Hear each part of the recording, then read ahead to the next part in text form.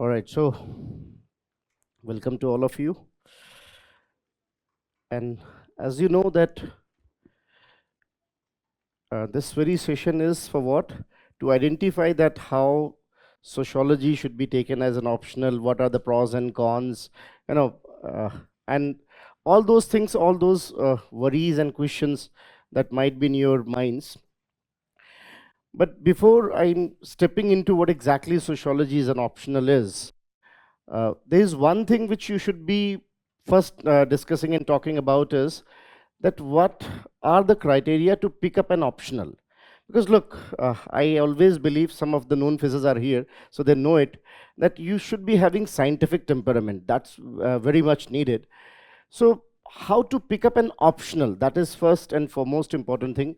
Because you know what, those who have ever played football, they might be knowing one thing, that GS could be your defender, but with the GS you cannot win the match.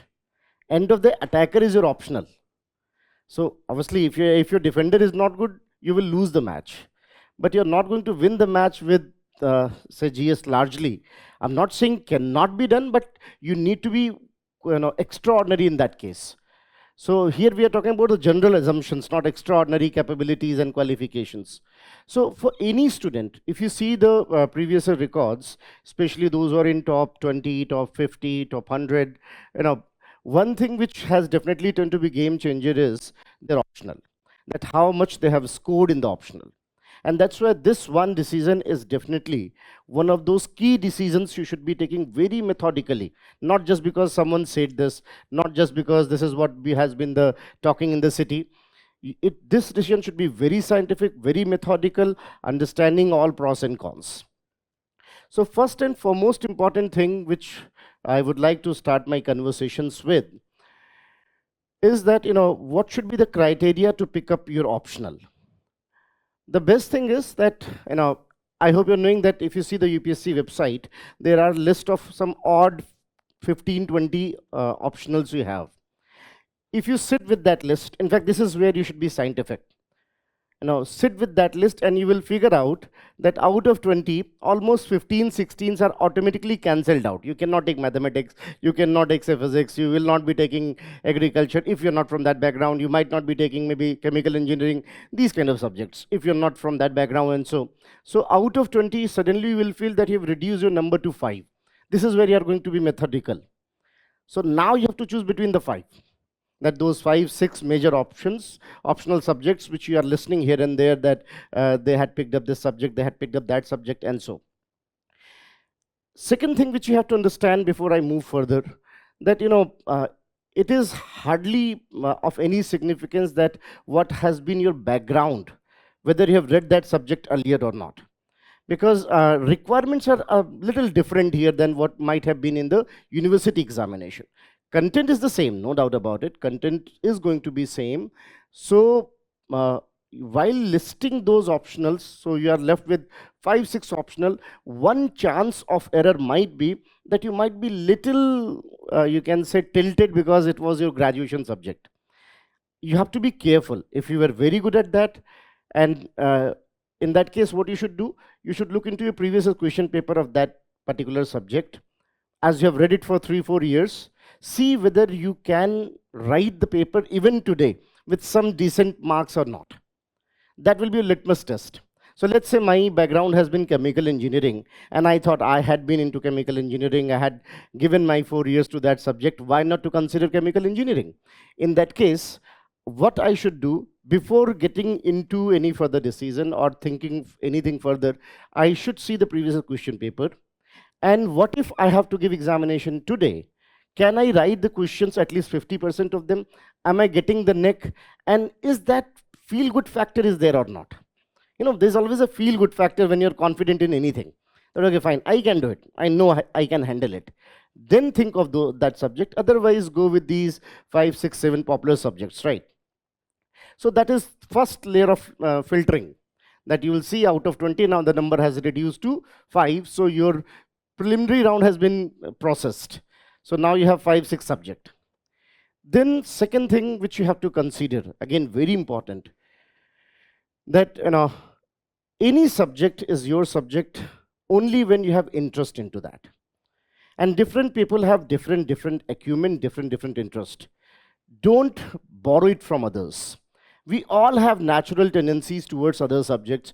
Say for example, if you don't like too much of, let's say, abstract discussions and these kind of things, maybe philosophy is not your cup of tea. No matter how short the syllabus is looking, how good it is appearing to you, it might not be a subject if you're not having that acumen. Only that subject should be taken as an optional, where you have natural tendency to read, where you have your acumen. Because if I have acumen in a subject, I can read n number of pages. I won't be counting pages then. And if I'm not liking that subject, maybe even reading 1 or 2 page would be very difficult. And then retaining it further will be even more difficult, because I will have tendency to forget it. So again, this is another thing you have to consider, that you should have interest into that. Now you must be wondering how I'll come to know whether I have interest into that or not. I can tell you one thing which could be very scientific. If you ask me, that instead of asking anyone what do you think, take up anything. Like had I got opportunity, I could have asked you to write an essay here in the classroom, 1-page essay. Obviously, we are not going to do that, but then, because you might be scared, अच्छा लिखवाएंगे आप? No, ऐसा कुछ नहीं है, don't worry. Let's say I took the photograph of this classroom. This classroom photograph I've taken, and I'll ask you to write something about it. Suddenly you'll see your acumen is working. Some people say the classroom was having this kind of a structure, these kind of facilities, this kind of technology, camera, color combinations, clearly indicating where your acumen is. You like something which is of management, structural kind of thing. Somebody might talk about the color combinations. The color combination was not that good, or it was that good, whatever. Somebody will start saying, no, this class seems to be, otherwise a class where there is gender parity. There is visible gender parity. I can see it from here, that there's a visible gender parity, because anyone can say that this class, where the class is, because it is crowded, that simply means that there are enough of candidates seeking for this prestigious job. So it depends. The way you look at anything in the first glance, which side you, because look, before I get into that thing again, one thing you need to understand, that everything is bound to have certain facets or certain dimensions. Acha, have you ever noticed this way also? Why you have 4 paper in GS? Anyone? Have you ever thought? I'm sure you're knowing it. I'm assuming that you're knowing this background. Why there are 4 paper in GS? Why not 2? Why not 6? There must be some logic, because these people are very methodical. There must be some strong logic that why 4 paper. If you ask me, there's a very famous theory called system theory that says that any reality is driven by 4 visible factors. Even if I ask you what made these classroom possible, if I ask you a simple question, what made these classroom possible, somebody will answer about structure, that there is a structure where that made the classroom possible, because there was a place we can sit, we can talk, technology was there. Otherwise, without technology, I cannot talk to this much of people. Then somebody will talk about the political arrangement, that there was a management who communicated to us and these kind of things. Then somebody will talk about even the financial dimension, that is also visibly there. And somebody can talk about the ethical dimension. Every reality is bound to have these four dimensions. Now think of it. Every reality. Go outside and examine anything. It is bound to have four dimensions: structural dimension, political dimension, economic dimension, and ethical dimension. Not a surprise you got four paper, each one representing one.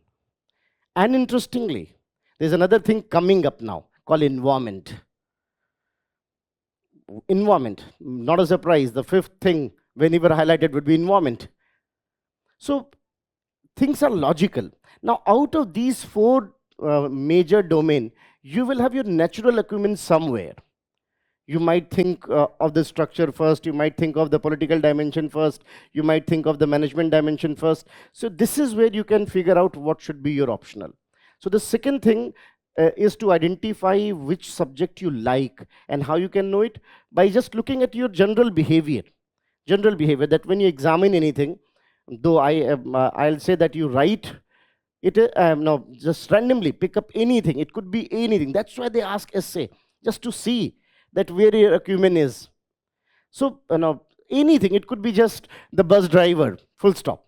So what is coming first about the bus driver? That will be telling you some kind of listing that what could be optional for you. Now, in general, what has been found, in general, that most of the people have, in India, socio-political orientation.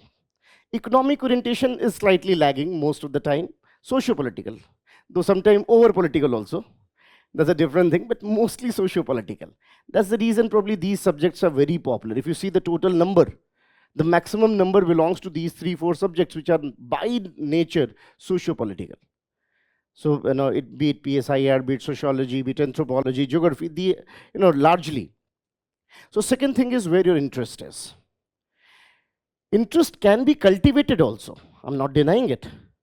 But it cannot be cultivated just from nowhere. There must be some seedling there which can be cultivated. So like if you ask me today, go and read chemistry, I will say better I will be doing agriculture instead of doing chemistry. So because there is no seedling at all. So considering this, it's very important that second dimension is the first dimension, as I told you, that you should systematically figure out that what are likely optionals.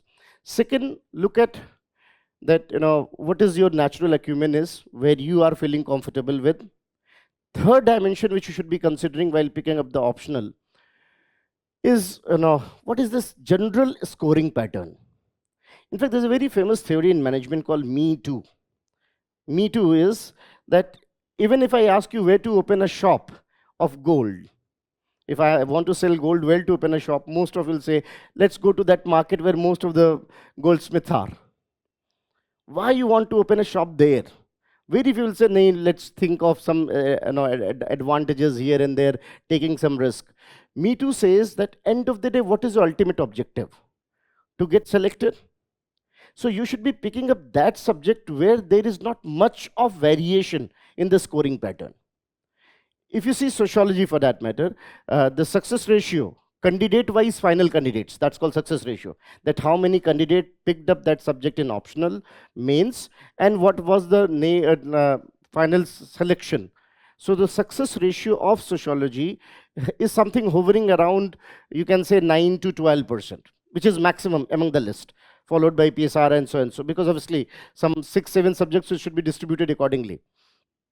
So if you see this way, you should be also looking into which is that subject which is having a common scoring pattern, a general scoring pattern is there. Like I often say, and I mean it, to score less than 200 in sociology, you have to do blunders, then only you can. You need to be deliberately doing blunders to go below, because what is sociology? If I could say in simple words, is nothing but new eyes to the known world. Dunya wahi hai, kuch badlega nahi. Yahi systems rahenge. The only thing is that you got new eyes to that world. And that's, it's not my line, it's a line of very famous sociologist Peter Berger. He said it's new eyes to the known world. सिर्फ देखने का नजरिया बदलेगा आपका. And that's where the subject might be interesting also. Because I'm not going to say anything new. We all know what is marriage. We all know what is political system. We all know how, religion works. Or not we? So you might be knowing the God created us. We will understand that because of that religion entity, how we are getting united. So you look at this. What is this? You'll say Hinduism. I'll say ID card for a religion. And because of this ID card, I got a social identity. I got brotherhood between the people. And I got also social control. What to do, and coincidentally today is Tuesday. One of my common confusion, Tuesday versus chicken. I am sitting somewhere, I'm wearing it, you are wearing it. Are not we developing code of conduct for each other? So we know this. I have not to tell something new. This is interesting part. There is nothing new to be discussed. We know it, that this is there. We had been using it. But I'll tell you, this is for what? Social identity. This is for what? Social control. This is for what? Social solidarity. So can we do one thing? Let's create social solidarity between these people. I'll say make a new identity. It could be anything. So I will make a new identity. Let's make a new identity that we are people from vision. We are working hard. We will be together. We together will sail. Separate will fall. And we are reciting it every day. Within a year, a new religion, a new cult will be coming out. That's how sociology is useful. What is nation? Bella call it civil religion. Nationalism is nothing but religion. Now think of it. You use some logo, you use some flag, you use some code, some national anthem. We are reciting it every day, and suddenly nation is growing inside us. Anything can be made religion to bring people coming together, to bring solidarity. Now, sociology, we are not reading what exactly God is and what God does. We are looking into that because of that very idea, what we are, how we are having solidarity, how we're getting unified. That's why sociology is what then? Nothing but new eyes to the known world. We are not, this is the best part of this subject, I must say. The best part of this subject is that it is, there's nothing much of technicalities. So second thing you have to understand that scoring pattern has to be average at least.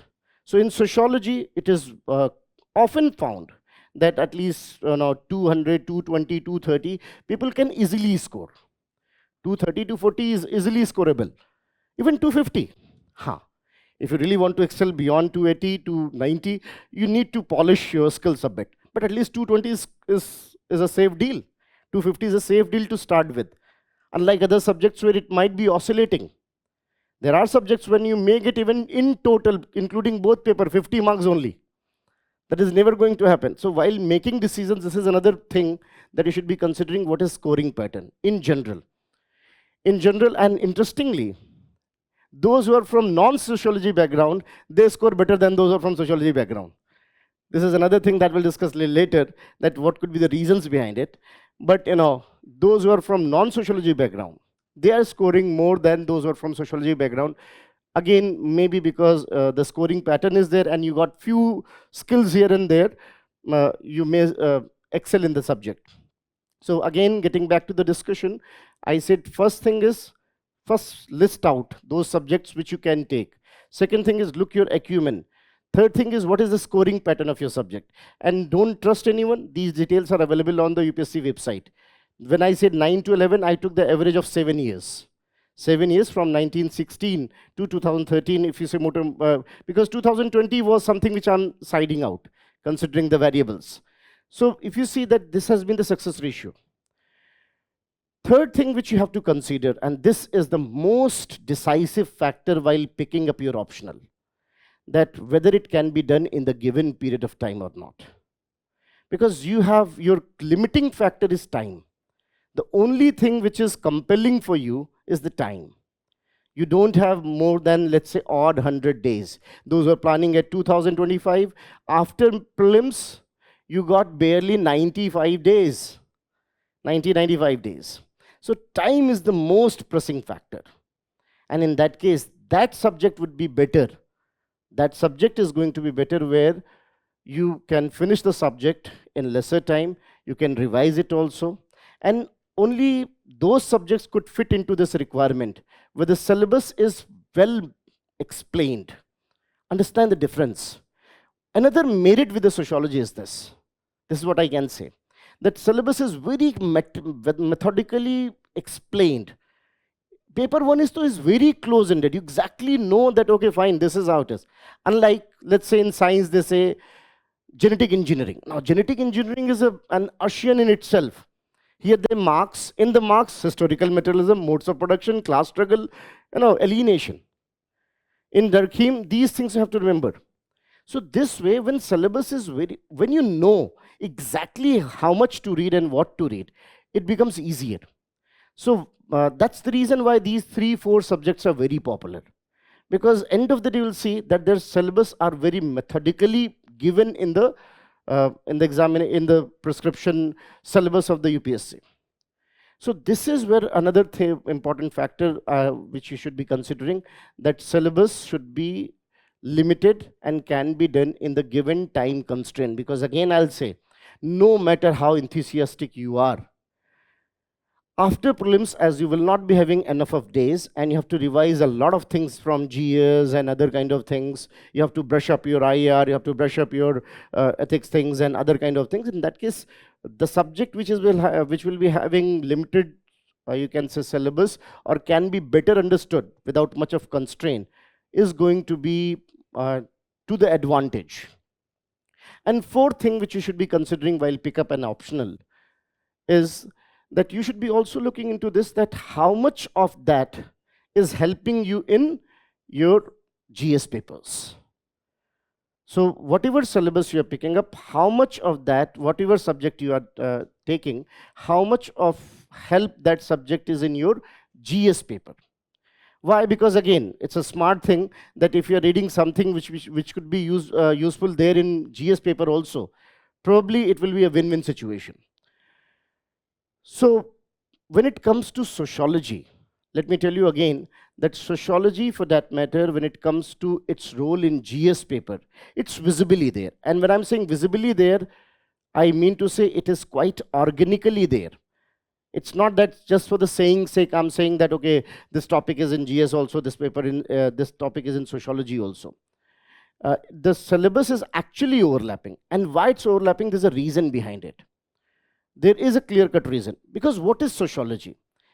If I have to put in a very simple format, what is sociology as a subject? I just give you one argument as of now, that is a new eyes to the known world. There is one fellow, his name is Auguste Comte, often called as father of sociology. He said a line, and that line sums up it all. He says, if there are n number of subjects, because look, if I say Amitabh Bachchan, what comes in your mind? The nose of Amitabh Bachchan, then ear of Amitabh Bachchan, then maybe the cheeks of Amitabh Bachchan, forehead of the Amitabh Bachchan, or the entire face called Amitabh Bachchan. And can face be reduced? Can the face be reduced? Can that face, and please, this example makes sense, can the face be reduced to component of sum total of that Amitabh Bachchan is equal to nose of Amitabh Bachchan, ear of Amitabh Bachchan, cheeks of Amitabh Bachchan, forehead? No. When all these things are coming in a definite proportion, they make Amitabh Bachchan. We all are sitting in class. We all are 98% alike. I think no one is having nose ahead of the eyes. How we are having this much of difference? Interestingly, how come this much of difference? When all the composition is alike. That means when all these things are coming together, I'm saying 3 words, RAM.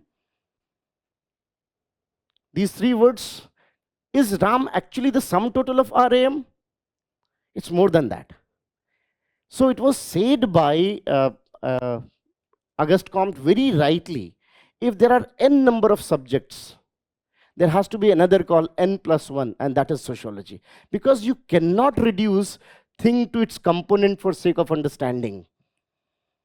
Making sense? If you are trying to understand, because say, if you want to understand society, this is political dimension of the society, this is economic dimension of the society, this is historical dimension of the society, this is geographical dimension. But when all these things are coming together in a definite proportion, they make a different existence. In English, we call it effervescence. Something new is created. which cannot be reduced to its component. And that was the very reason why sociology was felt needed. Because there was economics, there was history, there was geography, but the problem was when we were understanding these things separately, we were feeling that something is missing out.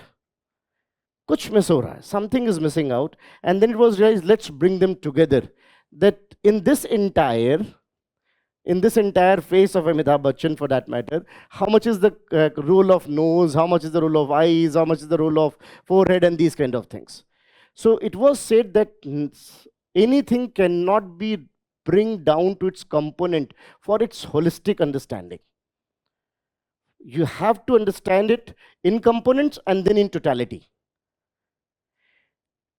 Economics talks about its own component, history talks about its own component, and that's why when I'll discuss the syllabus, in fact, a document has been shared with you also. If you see the syllabus, you're wondering, where is sociology? We are talking about sociality, society and inequality, we are talking about power, we are talking about religion, we are talking about, change. Where is society then? Where is sociology then? It is, we are trying to understand in together, in integrated fashion, how the whole is working, having these components.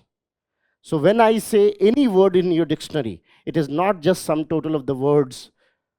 Words may come in different formats to make different things. RAM makes something different, ARM makes something different, MRA makes something different, and that too in different contexts.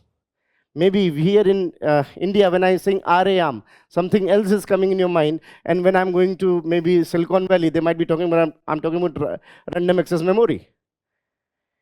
This is where sociology is actually by nature generic and integrative. And what is bureaucracy? What bureaucrat does? I hope I'm making some sense to you. Achha, am I making sense? Because look, I have been a logical man and I don't want that I'm preaching something and you should be accepting it. I always believe matter is more important than chatter. People are believing in chattering a lot. So I'm asking, what is bureaucracy? What do you think what a bureaucrat does? Executes the public policy. Anybody else? Deals with the issues of society. His work is coordination. He does the same work you might have seen in your house, in your celebrations, what exactly the elder member of the family is doing.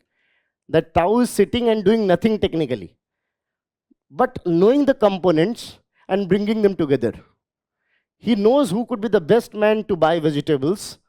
He knows who could be the best man to receive guests. Isn't that bureaucrat is not doing anything specific, but knowing the components and integrating it?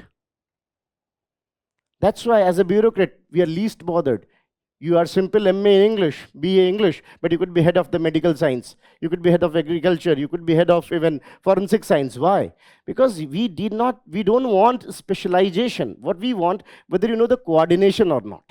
And coordination comes with some basic understanding and knowing what are those factors which are governing it. ये तो हम sociology में भी कर रहे थे.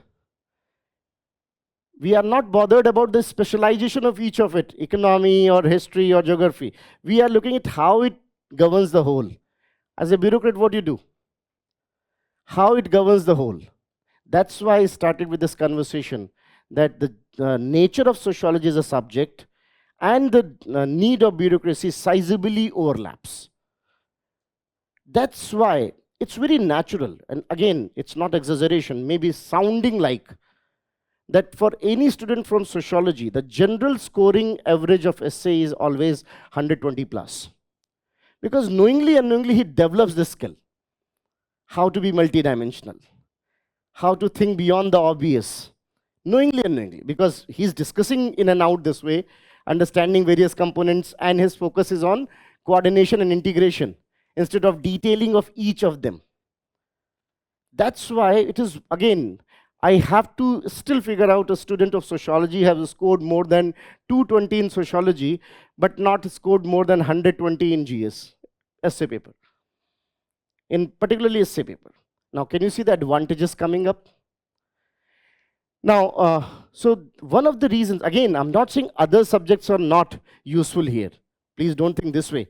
I'm just casing my, I'm presenting that how sociology could be useful that way.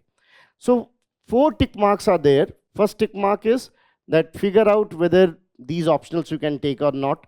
Second tick mark is whether you have interest into that or not.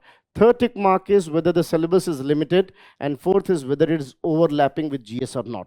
Now this is where you can say that sociology comes very handy to you, because GS paper 1, a sizable section is society. And again, sorry to say this way, and please, I'm not saying against any subject. Don't trust me, do some homework yourself at times also. Most of the candidates who are in top 100, they don't score more than 100 in paper 1. They score better in paper 2, paper 3, paper 4, essay, and optional. Why? Because paper 1 is so open-ended. The entire of geography, entire of history, and maybe asked from anywhere. That's why in GS paper 1, most of them have this strategy. Let's be society my savior. Because there are 6 questions. Question number 8, 9, 10, 18, 19, 20. This has been the average since 2013. These 6 questions of society could be savior. Because out of these 6 questions, if you got roughly, let's say, 40, 45 marks, you have at least crossed the benchmark, minimum benchmark. Minimum benchmark is 25, that is 10% of the final score. This is the minimum benchmark for each paper. So now they are knowing paper 1, I will manage with society. Paper 2, paper 3 is where I will be focusing upon. Because here is the predictability. Paper 1, there is no predictability that from where they will ask. Now, don't you think this is where sociology is helping again? Because what you're reading in sociology, paper 1, paper 2, particularly paper 2, is something which is the society topic by and large. By and large, the society topic. So this way, if you see that sociology is something which in a way fulfills all the 4 tick boxes. There are other subjects also, but obviously here in this discussion, we are going to highlight more about those. But that's how when we talk about, first I said sociology, yes, is one of those subjects where there is no much technicality. So anyone with a decent common sense can take it. I'm not kidding. If you're a man of a reasonable common sense and ready to work for some odd, let's say 30, 60 days, it is quite easy to score 260, 270 plus in sociology. That is possible. That score is possible. First thing. Second thing is that when we talk about as an optional, sociology also have that potential that can help you a lot in your GS. It can help you a lot in your GS, especially in paper 1, some part of paper 2, because there's a topic called social justice, and some part in ethics also. There has been questions in ethics where your understanding of society is going to be helpful. So this is where sociology as an optional could be useful. Making sense? So again, that's probably one of the reasons why, if you see the track record of optionals, sociology is one of those with highest numbers in selection also, and a highest number of the candidates applying for it also in the mains, not in the prelims, in the mains. In the mains, if you see that highest scorer are often either sociology or PSIR. So this is how, when we talk about what should be your criteria to pick up an optional. Now, having said so, when it comes to sociology as an optional, as you know, in each optional there are 2 papers. One is called paper 1, second is paper 2. In general, this is a general rule, paper 1 is more theoretical, trying to understand the details of the theories and what could be the academic perspective of it. And paper 2 is more about the application part of that information which you are having in paper 1. If I could put it simply, paper 1 is about our society in general. Paper 1 is our society, that how a society should be, what should be the criteria of the society, how various institutions emerge in a society, how they evolve, how they change. And paper 2 is more about the society called India. And that's why gradually learn that the writing style is also different in both the papers. So paper 1 is about our society, that in general what makes society to evolve, how institutions emerge, why they change, what could be the criteria for the change, and so and so. And paper 2 is something which is talking in general about that what about the Indian society, how various institutions has emerged in that society, what could be the pros and cons of the emergence of those institutions, like how Indian society has continued and changed. That's why if you see the syllabus, in paper 1 they are saying theoretical perspective, and paper 2 Indian society continuity and change. There's a term called continuity and change, that what made the emergence of these institutions, and second thing is what brought changes in these institutions. So that's how we got two visible paper 1, paper 2. Now today's discussion is largely focusing upon paper 1. Now when it comes to sociology paper 1, it is very close ended. That means the syllabus is very methodical, very systematically designed. You know that these are the areas from where we can score better, and that's why in general most of the candidates who got selected, if you see that their paper 1 score was relatively higher than paper 2, it is because of the nature probably, that paper 1 is more predictable. You know from where questions can be asked, what could be, the dimensions, and so and so. Am I making sense? All right. So when it any question by the way in between, because I am only speaking since almost an hour now. All right. Fine. So I hope this is clear to you that how sociology is optional and how it is going to be useful, because its sources are limited, because it's not very technical, so anyone with a reasonable common sense can do it. And third thing, it is something which is overlapping with your GS paper also. These three are the reasons why sociology could be one of the handpicked optionals. Now, when it comes to paper 1, sociology paper 1, let's talk about each of the topic. You have this thing in front of you. Maybe because as the agenda of today's discussion is to help you out, that if you are doing sociology in paper 1, what should be considered, what could be your weak areas, where to focus, what could be sources, and so and so. Now when it comes to paper 1, the first topic is about sociology as a discipline. Now, as I was telling you that the background of sociology as a subject dates back to, you can say, largely speaking, 17th, 18th century, especially after the French Revolution. Because after the French Revolution, what has happened? It was realized that we need to understand the things scientifically. Even the social things also should be understood scientifically. Because by that time, most of the Europe, I don't know what impression you have about the Europe now. Europe was not always that it looks like these days. There was time when in Europe, probably church was everything, and any kind of scientific explanation. Look, Galileo was hanged.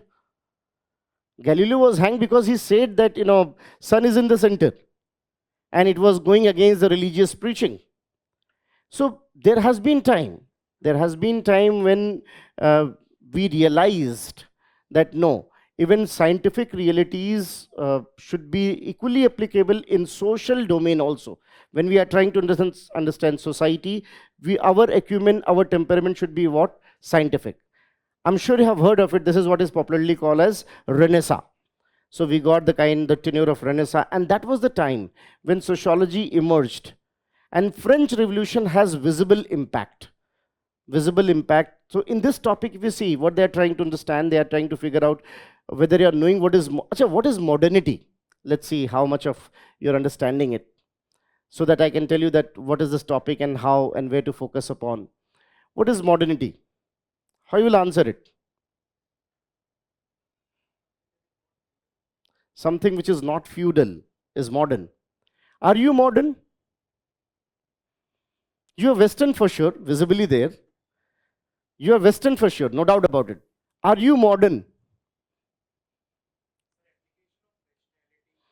Application of rationality, humanism, realism. All right.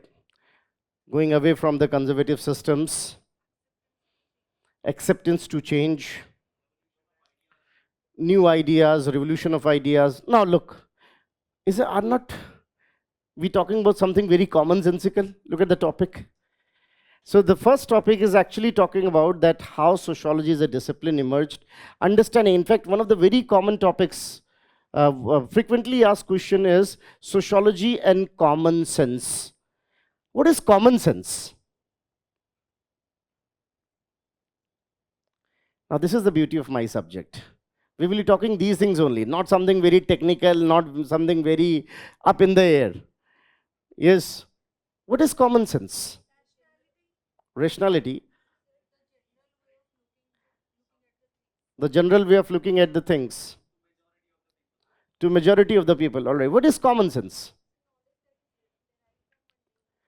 Knowledge that is derived from mundane life, making sense. Yes. Anything which can be sensed easily. Now, in general, what happens? Most of us are derived from the society we live in. The society we live in, we learn things from that society, are not we? So, our right, wrong, good, bad is something which is coming from the society we are living in. So, that cultivated knowledge of the society we live in transferred to us. That cultivated knowledge where we live in transferred to us is what you call as common sense. So we all are from a particular place, and that's why, did you notice one thing? No matter where you are, where you go, you just talk to me for 10 minutes and I will tell you, you originally belong to which place. You always carry that society deep inside your brain. In our common sense format, I have to ask some odd 10-15 questions. I'll tell you, we have the methodology for it also, Bogart's scale and all.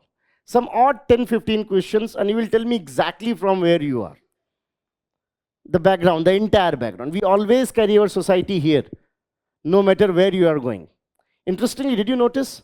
No matter where you are scared, you remember of that God which is in your household. When you need God, which God is coming in your mind? That your village God, that God in your household, no matter where you are. Why it is happening? We got a common sense, and it is something which is given to us. And there's a reason behind it. Obviously, in this, not in this class, but have you ever noticed why we are different from lower animals? Because of bipedalism. I'll tell you when we'll talk about the things in detail, that as we became bipedal, a lot of things has happened to us. So we are being trained in such a way, whatever we see in our society, eventually what are being taught, we learn it and we code it. And that code is called common sense. No problem. You may have one common sense, he may have a common sense. Problem is when two common sense are conflictious, saying opposite things. One common sense says vegetarian is good, other common sense says non-vegetarian is good. The vegetarian one say, how you can eat someone for sake of food? Non-vegetarian says, tum ghas foos khate ho. And we are fighting. And interestingly, the world was changing back in 16th, 17th centuries. People from different places were coming in contact with each other. Their common sense were conflicting each other. So what is the idea? What is the way out? To understand the things scientifically. That boss, what is more often grown in your area is what you eat. What is more often found in my area is what I eat. That's why you cross India with almost half, and the upper northern part is vegetarian mostly, and the lower part is largely non-vegetarian. If I got fishes around us, that will be my dietary habit. If I got more grain and bajra and millet around me, that will be my dietary habit. Now the third thing is sociology.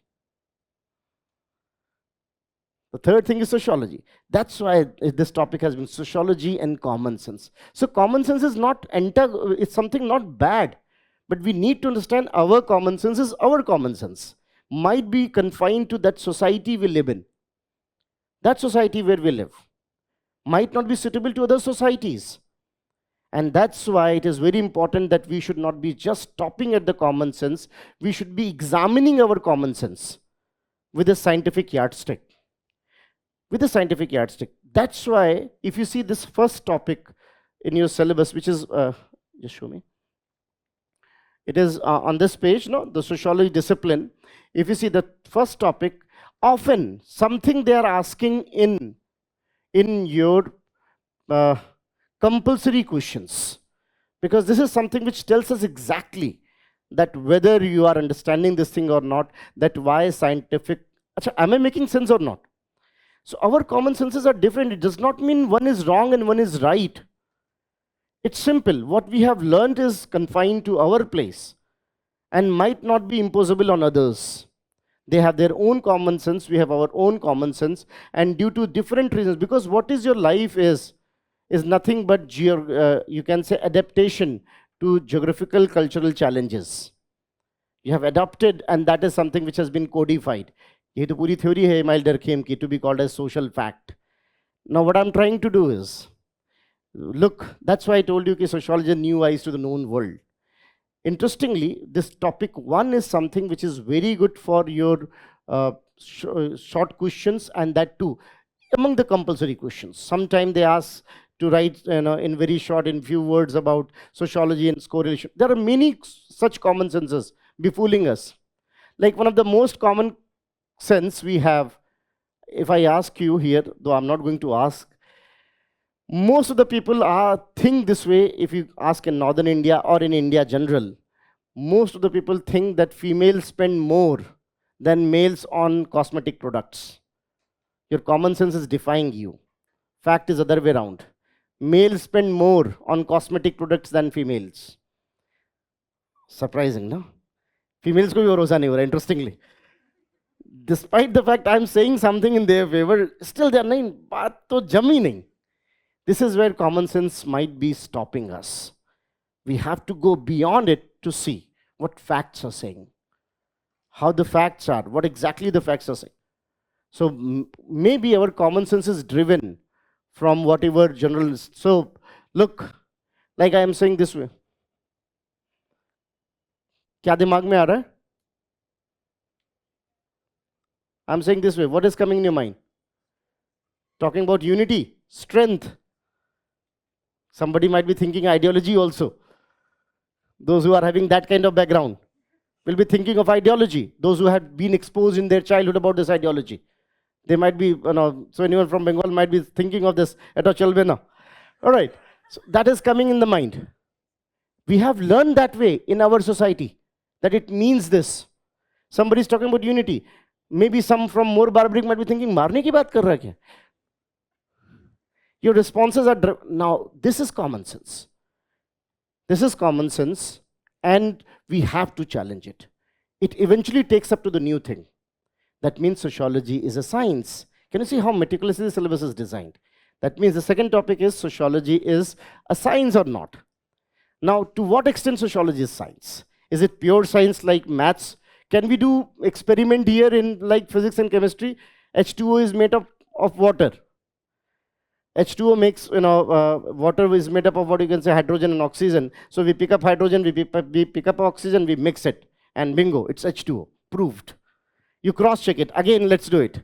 Hydrogen, oxygen, okay, bingo, it's water, H2O. Can we do in societies? So is it pure science? Is it science? This is the second topic, yes. So first topic is trying to understand whether sociology as a subject, sociology as a subject, what is the reason for its emergence? What is the role of common sense? To what extent it is good and to what extent it is limiting? Second is about whether sociology is a pure science, partly science. We can prove a few things even by deduction also. Like I cannot prove, like chemistry lab, that hydrogen and oxygen makes H2O, but I can do other way around. That is called deduction. So sociology is a science which might be having facts, and facts has to be interpreted. Like if I say, because of my teaching, you are becoming IAS. Because of my teaching, you are becoming IAS. So the science will say, in that case, all your students should be IAS. If A is the cause of B, wherever there is A, there should be B.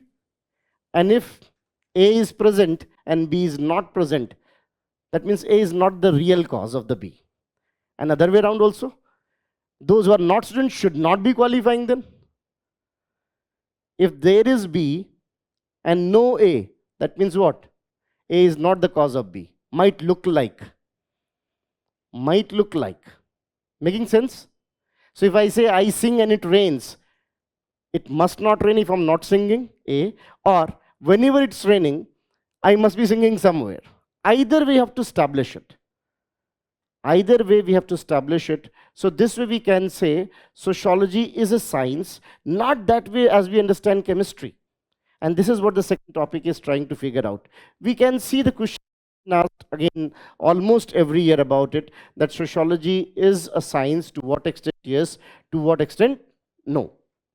So sociology is a science is the second topic where they are trying to focus upon.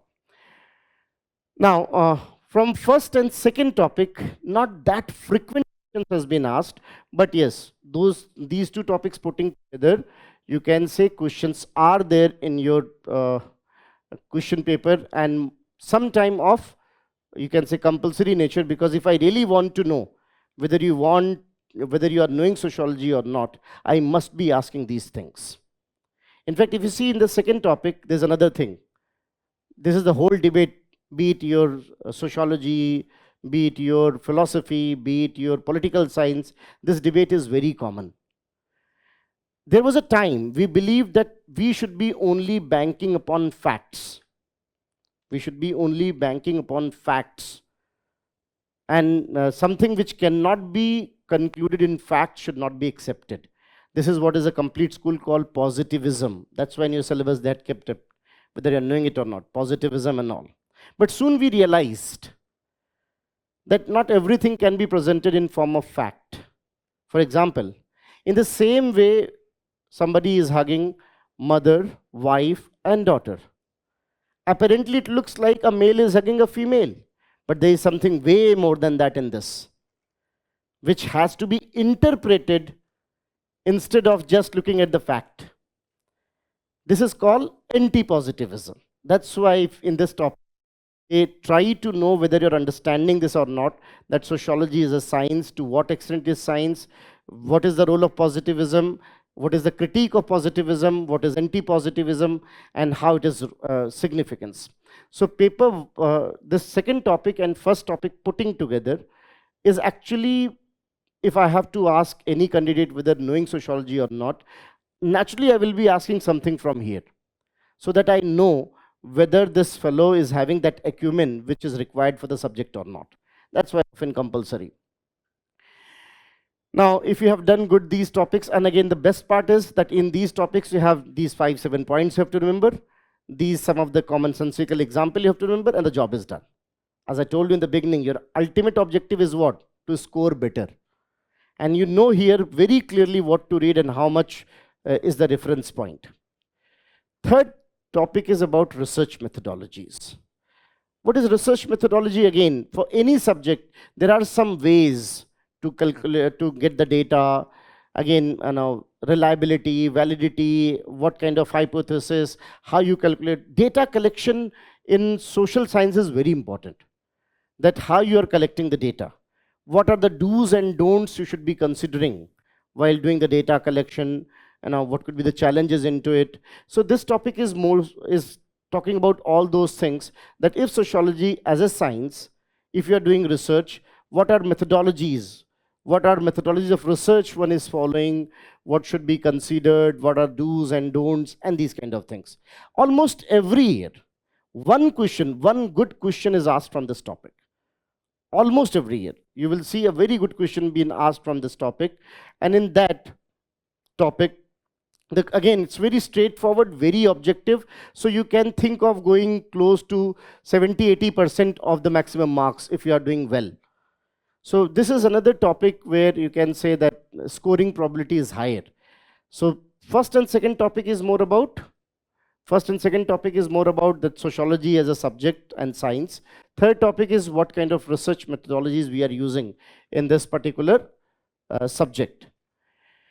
Now, fourth topic is the backbone or the spine of the entire paper one. Fourth topic is the backbone or the spine. And if anyone has done fourth topic properly, if you have done fourth topic properly, almost half of the job is done in paper one, maybe more than that, because it's about thinkers. And that's why, not a surprise, if you're listening to the people, they say in sociology, thinkers are very important. Because, as we are talking about society, it is very important that we should be having certain perspectives in our mind, that with what perspective we should be looking at. In fact, anything. Let's say, let's start with something very debatable. अभी मैं इस class में पूछूं, what is your take on reservation? People will be divided into two halves, those who support and those who do not, having different perspectives. So whenever you're studying any social science, it is very essential, it is very important that you should be understanding the perspectives, that from which perspective I should be looking at the subject. So this fourth topic is therefore backbone. This is the backbone of the entire paper one. In paper one, if you have done thinkers properly, out of 250, trust me, now you have covered the ground required for easily 100, 120 plus. In this thinkers, we have different thinkers being picked. Obviously, there are thousands of thinkers in sociology. Why they are being handpicked up? There must be some reason for it. That why these people, because each of them represent a particular school. Each of them are representing a particular school, and that's why they should be picked up. So if you see, in the thinkers, first name is Karl Marx. From Karl Marx, they had given a few things that you have to remember, all these kind of things, that what exactly is historical materialism, that is his methodology, what it means when we say, let's say, alienation, what is class struggle, and all these kind of things from Karl Marx. Second fellow, very important name in sociology, is Emile Durkheim. Emile Durkheim. Now, when it comes to Emile Durkheim, again, if you see, he is one of those functionalists, and perhaps one of the biggest name. Could be very useful from examination point of view also, even GS paper, because what he has talked about, how social institutions emerge called social fact, how religion has come, how division of labor works, In fact, his classical work is suicide. That why, suicides, what could be the reasons for it. His study on suicide is one of the most authentic studies. So this is in another fellow in your syllabus, so Emile Durkheim. Then third is, if you see that we got name of Weber, Max Weber. Now Weber is the man who gave the idea of bureaucracy. Max Weber is the man who talked about bureaucracy. In fact, in training, Weber is one of those names which you are going to hear very often, more than often, because he gave the idea of bureaucracy, that what is bureaucracy, how it should work, how it is different from earlier existing system, why bureaucracy was needed in the first place. So don't you think this understanding is going to be helpful a lot in other things also? Because if you know what exactly is the nature of bureaucracy, what are the features of bureaucracy, if you understand Max Weber better, trust me, if anyone is knowing Max Weber better, it is very highly unlikely that he cannot decode the case studies of the ethics paper. Because actually, with the help of those case studies, what we are trying to figure out, bureaucratic traits in you. And if you understood what exactly Max Weber's classical definition of bureaucracy and the dimensions of the bureaucracy, in the case study, you can use this knowledge. That's why studying Max Weber could be very useful there even. That, again, from Max Weber, we got one thing called bureaucracy in your syllabus. Then we got Protestant ethics and the spirit of capitalism. You might see that Protestant ethics and the spirit of capitalism. Again, one of the biggest work, because did you notice most of the capitalists on this earth are eventually what? Protestants, not Catholic. Most of the capitalists, big corporate houses are Protestant. In fact, similar study in India, most of the bridge houses are Jain. Navaskar has studied it. I'll talk about it when I'll go there. Why, most of the business houses from Jain community. Weber has given a wonderful explanation why it happened. And this is where we can understand how religion actually derives us and also determine the life chances. Wonderful study, very frequently used almost in management. because what he's talked about, that how religion and uh, economic activities are correlated. So that's how we got when we say Weber's idea of spirit of capitalism. That is in your syllabus.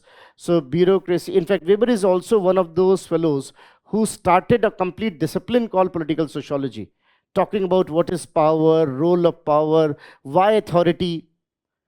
Now you tell me, you go outside and say, stop, stop, stop. Will anybody stop? And what if you are wearing a dress? You are wearing a dress that is of traffic police. You say, stop, stop, stop. Fellow will stop, will kill his engine, and will come with all smile. Yes, sir, something happened. Suddenly, what changed? Authority. What is the role of this authority? And how long it sustains? Because again, if authority is not responsible, leads to anarchy. So, wonderful thing. This Weber is going to be very useful for your overall understanding of this examination. And that's why I might sound like bragging again and again, but those who are knowing sociology and have understood the thinkers, you will see generally, in general, your thought process have broadened. And you will feel that, okay, fine, you're a different person now. Now you can see the things from more scientific vantage point, and you know that differences are, there's nothing wrong in having differences. As of now, the moment you have differences, you want to kill each other. I am right, you are wrong. Soon you'll understand, no, we could have differences, there's nothing wrong into it. So Weber's idea that why power? What is power? In simple terms, what is power? Now look, you're reading all these things. I've seen people, they know entire political science, polity, mugging up constitution article, this article, and what is power, they don't know. If you don't understand what is power, how you will define what is political system? What is power? Weber is someone who is giving explanations to it. There are various things, though, obviously will be further discussed. So simply putting, if A wants something and can make it happen, Robert Dahl's definition, if A wants something and can make it happen, no matter what B wants, A is powerful over B. And power doesn't come always direct, it might be indirect also. So Weber was one, again, very important fellow. Every year you'll see that these thinkers are being asked. The good part for the youngsters could be, in fact, this is where some people are believing that sociology is again going to be useful. Because nowadays they are not just asking the theories, they want to see whether you can apply this theory or not. So they're asking question in such a way which looks very simple. Like, I'm sorry to say, abhi aapne sociology nahi padhi, so I'm not picking up from sociology, but I'm picking a question from your GS. Last year the question was asked how the mobile phone has changed has taken the place of cattling. This was the question. Many people thought it's general thing. We are trying to figure out the entire process of socialization. Had you had this understanding, this question looked perhaps the most simple question, but the entire application of your understanding. It was soliciting about your understanding. Because it is not just you're watching mobile, the kids are watching mobile. A lot of things are correlated. Your socialization process is changing, your definition of right and wrong is changing, good and bad is changing. So look, when it comes to Max Weber's contribution is enormous when it comes to a bureaucracy, when it comes to political science, and even in sociology. That's why in your syllabus this fellow, and it's very important, it's important even from GS point of view. Next fellow is Talcott Parsons. Talcott Parsons. When I started my conversation by saying sociology, in general, realities are having 4 dimensions, I was talking about Parsons' theory only. That and then what? Again, Parsons' theory talks about something called pattern variable. What do you think? You always behave in the similar way. All are alike. And are you alike all the time? What is determining it? You are predictable, yet you are not completely predictable. I know how you're going to behave. In fact, interestingly, in the classes I have noticed it. Though I often quote it also. After 3rd, 4th day, I can predict where you're going to sit in the classroom. It's quite possible to predict where you're going to sit in this classroom. Why? Because there's a pattern in you sitting. But this pattern is not absolutely fixed like a straight line. There are variables in it also.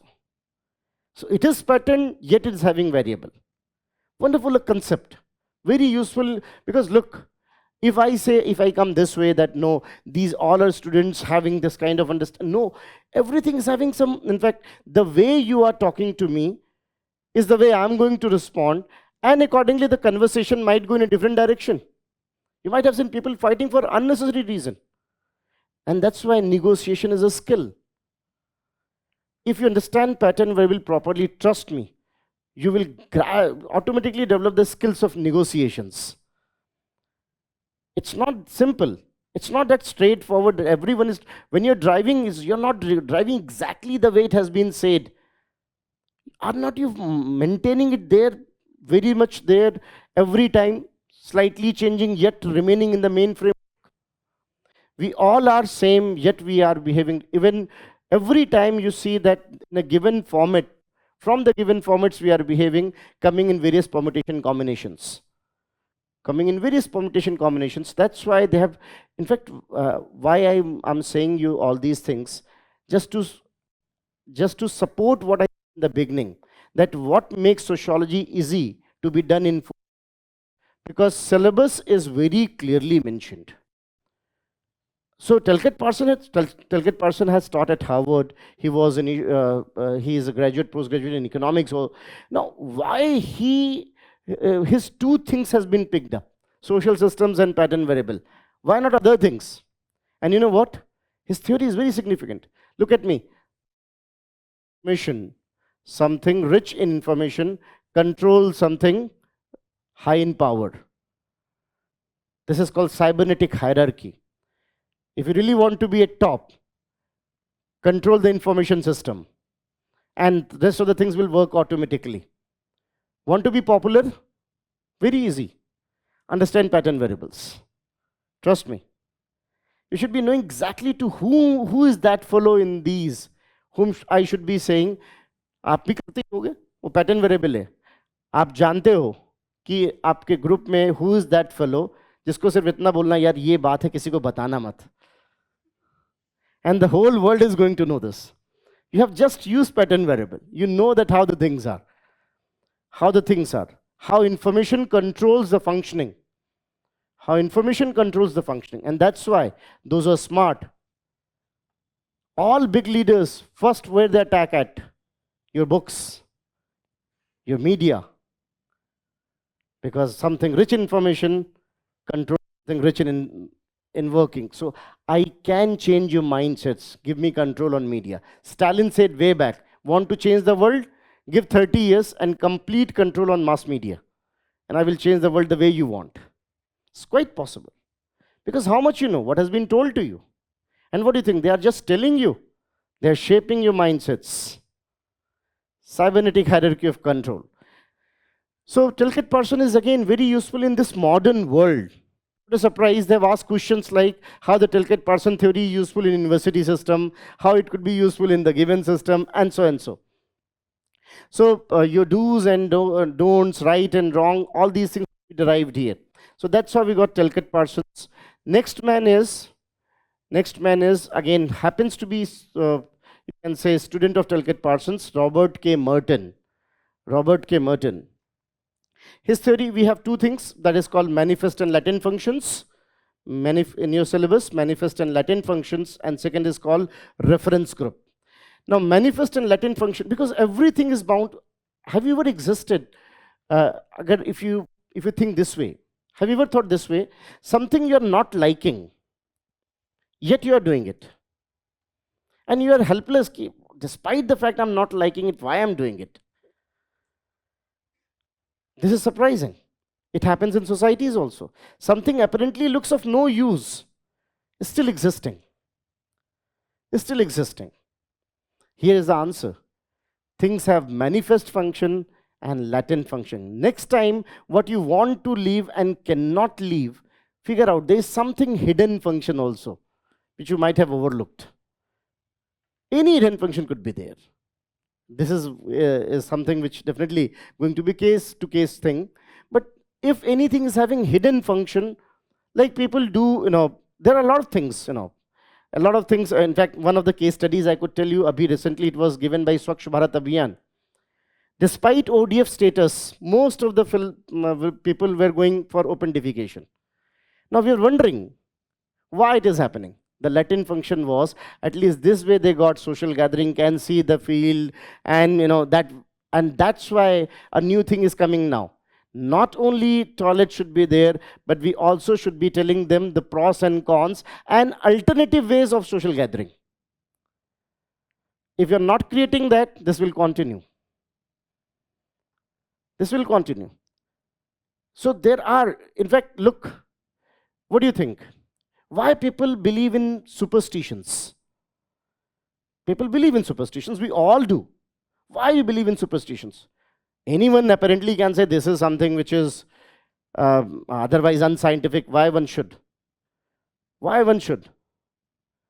Why people believe in superstitions? It has latent function. You feel that something is supporting you, a support system, social support system created. Why people are corrupt, despite the fact everyone is talking about there should not be corruption. There are latent functions that at smaller level, called community level, you are appreciated. Arey bhai kya gaadi kharid li, bhai ne makan bana liya. At larger level, we are thinking it's bad. But somewhere in the subconscious, I've been appreciated because of these things. People continue with it. So these things you can better understand and then reference group matters. You all are whom you imitate. We all are imitating someone all the time. We all have a reference. Next time, notice yourself when you're dressing. Isn't a reference point in your mind? यार सुनील तुम उसके जैसे लग रहे हो. और कोई नहीं तो खुद ही reference. उस दिन बड़े अच्छे लग रहे थे. Can you see this way? All our behavior are nothing but imitation to a reference group. To a reference group. And changing reference group can change a lot. Can change a lot. People do that. You imitate your... That's why if someone is having aspiration of politics, look, white shirt, white pant, white shoes, suddenly, can you see his aspirations and all of you? That's why people when the moment they step in civil services preparation, the first thing they do, their status get changed to Ashok Chakra and all, the Ashok Chin and all, symbol and all. Come on. This is what? Just a reference group. We all use it. And this way we grow also. This way we grow also, gradually understanding that how it should be, how we can achieve there, and so and so. And sometimes when you cannot be like your reference group, there could be negative consequences also. So Merton's theory is talking about another perspective of the society, which is more about processes, that how the processes are there, why things exist, latent manifest, what could be the reasons for it. So that's how we got this idea of reference group. Another very important topic from, you can say, not only sociology point of view, but this understanding is going to be very useful elsewhere also. In your GS, when you're trying to understand various things. So look around you, various institutions do exist because they are fulfilling certain or the other kind of manifest or latent function. Manifest or latent function. That's why many of the things, aap socho saab, it is your most important day of your life. You don't know horse riding, yet you are doing the horse riding, using sword, which you are never going to do. You're having that sword also, wearing something very strange attire. I'm talking about the wedding. Why someone is doing it? Generation after generation. It has some latent function, giving you an identity to which clan, to which group we belong to. Apparently, it look very idiotic. Why risking your things? So there are various things that will understand that how, and again, in your preparation, in your preparation, there's a manifest function that you are preparing and you are getting job. What is the latent function? What is the latent function? Respect in society. That was manifest. Probably that was one of the reasons you pursued it for. You will develop good friends also. Lifelong friends. Lifelong friends. I am sure you had not come here for friends, but eventually lifelong friends will be there. Some very good friends you will develop from your classrooms. And you went to the classroom for what? To study. Isn't it latent function?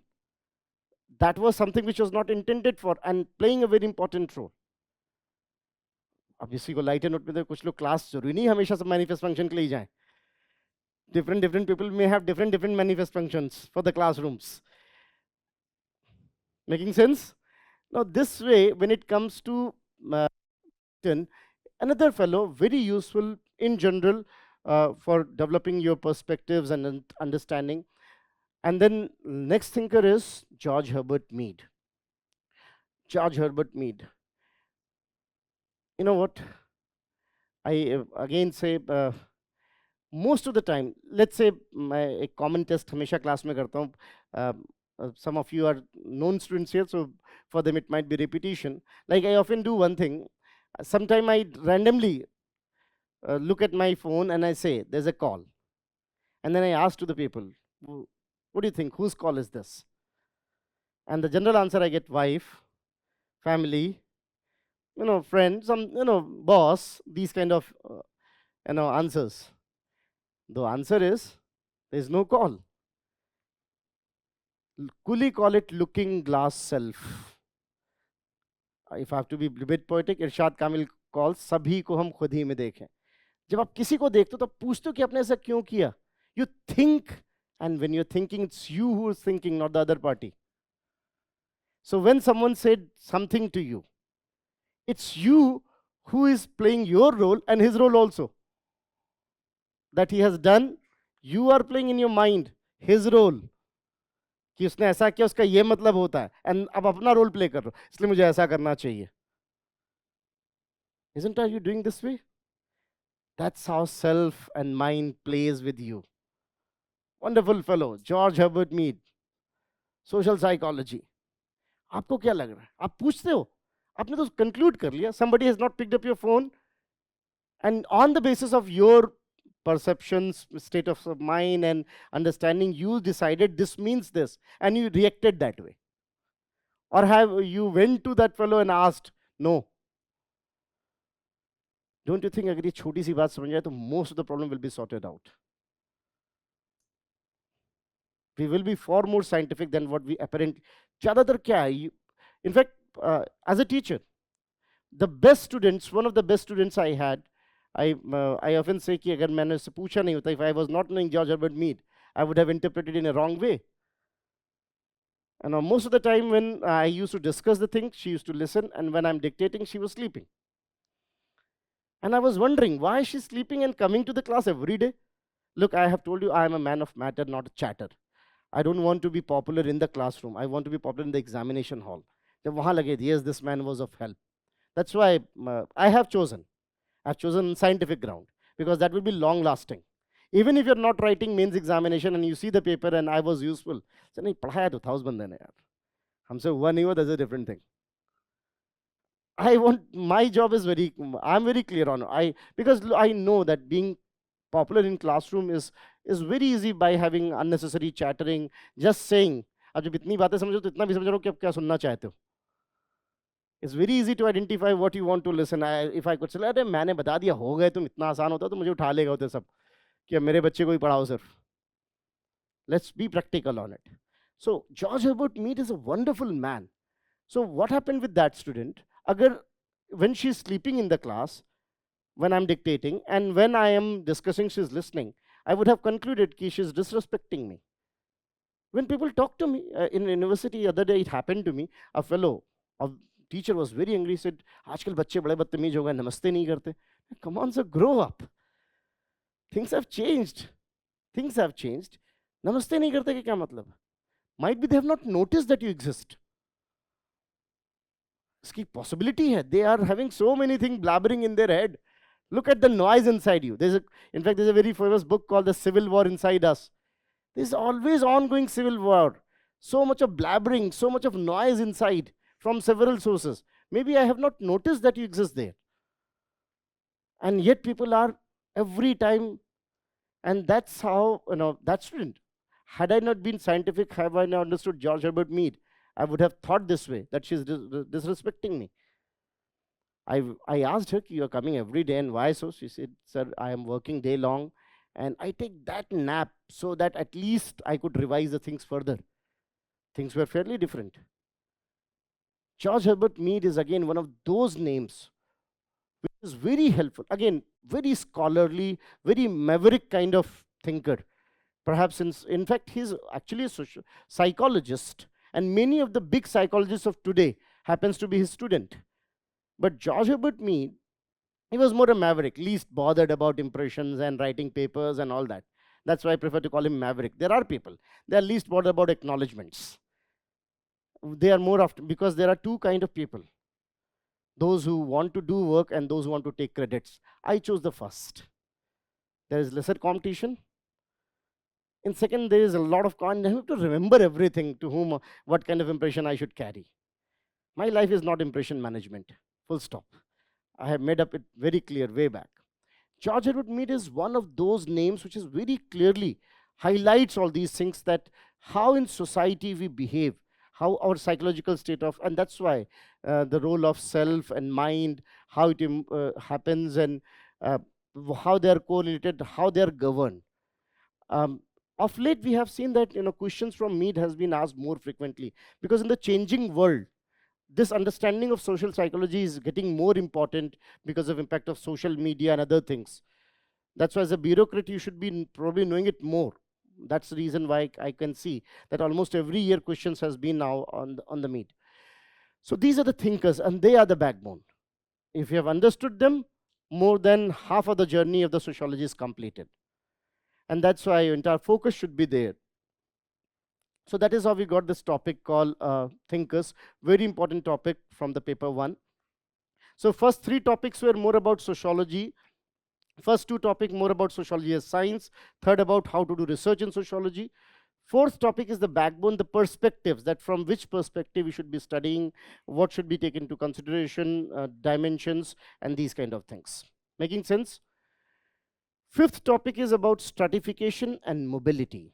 Stratification and mobility. And understand this point. Somebody is tall or somebody is dwarf is not the problem. Problem is in tallness and dwarfness. Somebody is fair, somebody is another very misleading common sense. Do you know? A 6-month-old baby, it has been proven in child psychology, a 6-month-old baby does not discriminate on the color line to the caretaker. And the same baby, the moment it becomes, let's say 3-4-year-old, start discriminating on those grounds. This is our socialization. There's nothing wrong in being tall and dwarf. But the problem is when you say to be taller is good, to be dwarf is not good, and that's how you start discriminating on them. Problem is not the differences, please. Another very common mistake we all do. While talking about equality, we think let's make everyone equal. So someone is tall, someone is dwarf. So you want to make equal. So either you behead the tall or somehow stretch the dwarf. Both of them are not needed. You have to understand that they are just different. There should not be differential treatment based on that. Problem comes when you're having differential treatment. In fact, entire inequality, there are differences. There's nothing wrong in having differentiation. Problem is when there are differential treatments based on that. That is something which leads to inequality. So this topic actually, that's why if you see the syllabus carefully, they are saying whether you're knowing the things or not, what is inequality, what is exclusion. And the moment you're having inequality, you start treating differently. Like those who are tall, they will have their own arrogance. Those who are not that tall, they will be having their own inferiority complex. Their own inferiority complex, and that's why you can see the whole industry is going on. Kat badhaye nahi to paise wapas le jaye. There's a complete industry out there. Be fairer, fair and lovely. Look, one of the biggest product, perhaps in the last 60, 70 years in the cosmetic industry, and how they are artificially pasting their faces. Why? Because of this differentiation. Again, there's nothing wrong in being different. The problem is in differential treatments. तो tall and dwarf को लेके, in fact पता नहीं आपको scientifically तो देखें तो there is a theory that believes in future Homo sapiens will be of shorter height with a huge brain. उनका brain थोड़ा बड़ा होगा, height थोड़ी short होगी. That way I'm more evolved. I often believe that I'm more evolved. अगर theory से जाए तो more futuristic. But that's how Anthropological proofs are there. They are going to be called homo futurists. So if you see this way, technically speaking, technically speaking, it's not the difference which is important, it is the differential treatment. And on that basis of differential treatment, people are excluded. So some people, look, what happens when you are going on this escalator? What is happening? You have seen escalator from your childhood. So having your earbud, jumping on the escalator, and we are coming from the village, scared, have never used it, trying to have the first leg, almost trembling, and you glotting on it, pata nahi kahan se aa jate hain dilli kharab karne. And out of that fear, out of that complexity, I am going by stair. At the top, you're confident, I am dissident, you are energetic, I am tired. And he said, look, you deserve this. Isn't it exclusion? Can't we figure out around us? Girls not going to the school, not finishing their colleges, not even getting just 70, despite so much of hue and cry and political debates, just 70 parliamentary representation. Look at this 18th Lok Sabha. Are not they excluded from the decision making? So, wonderful a topic. And every year, at least one or two questions revolving around this in social justice, where your understanding of inequality, whether you understand inequality, the causes of inequality, because most of the people, when they talk about equality, they say behead the tall. No, that is not the answer. Understand that the problem is not in being different. Someone is fair, someone is dark, there is nothing wrong into it. The problem is when you are thinking fair is lovely. That has to be corrected. That has to be corrected, and that's why there are again perspectives on it. That to what extent this inequality is good, to what extent, obviously inequality is good to some extent. In this evening, such a wonderful, let's say, you can say weather outside. In this evening, in this age group, when you should be roaming around bushes, you are listening my chatter. Why? Isn't inequality driving you? Because you know, if I'm working hard, if I'm diligent enough, 5 years down the line, 3 years down the line, I will be having better life chances than others. Isn't this inequality driving you and the driving force for the society also, that people are progressing? And that's why it's very important that inequality not completely bad, not completely good. So this topic actually revolves around that. And there should be avenues that whosoever is good should climb up. That's what is called social mobility. Social mobility. So social mobility, and what are the factors of those social mobility? That's why, again, when Arixa Puller's son becoming IAS, you know what is statement worth saying that shows that he was understanding this theory probably. He said, when I'm getting selected, many of the downtrodden will get a dream. Not necessarily all of them will get selected, but some mobility will be witnessed for sure. Can you see what he used the term? He said, at least some mobility will be witnessed. Where they are, they will be better than that. So, technically speaking, when we talk about social mobility, this topic is, again, a wonderful topic. Every year asked in one or the other way, that how society and inequalities are governing. Look, we all are having different types of inequalities prevailing around us. These inequalities are partly good, partly wrong. In this topic, we should be understanding that how the dimensions are, driving forces are, and in the nutshell, you can say this way, as long as there is equality of opportunity, inequality is partly good. So this is how we got a very significant topic from the examination point of view also. Now, the next topic is work and economic life. Am I right? Work and economic life. Again, this is something which is talking about how our society and what kind of economic activities we are doing and how those economic activities are shaping our societies. Look, earlier we were, you can say agrarian society, we were industrial society. These days service industries are coming up, gig economies has come up. India is still characterized by a lot of informal sectors. So look at the syllabus, formal and informal organizations, and labor and society, because again, what is of labor, what are the challenges before the labor class, and other kind of things. So this topic, work and economic life, surprisingly post-COVID, I have seen that in sociology, from this topic, they're asking question more frequently. It makes sense because the whole dynamics of labor and society is changing post-COVID. So this way we got another very good topic called work and economic life. And this will be very useful even in your third paper. In third paper, when you talk about economy, because in Indian economy, you'll get, if you're having this understanding that what are the social facets of your economy, is definitely going to make answer better than the average answers. Then next topic which we have is called politics and society. I told you, in fact, there's a fellow, Louis Demo. In the second paper, you'll read about him, Louis Demo. Louis Demo was from France, came to India, and when studied the society, he got confused that we are so characterized by inequalities. He wrote a book called Homo Hierarchicus. The name of the book is Homo Hierarchicus. I wonder why Louis Demo have not thought to write another book called Homo Politicus. We are very political in our outlook. But interestingly, if you see the topics here, now say honestly, you know Constitution. Most of you might have read Constitution, but if I ask you what is state, what is nation, what is power, what are the sources of it, how state and nations are different and how they are correlated, why revolution, why agitation, what makes the protest, what makes the protests and these kind of things, most of you might be feeling vacant on on these things. State has been asked in your prelims also, that when I say state, what does it mean? And exactly how the state is relatively a newer idea than nation. If you see the topics carefully, so they are talking about whether you are knowing about nation, state.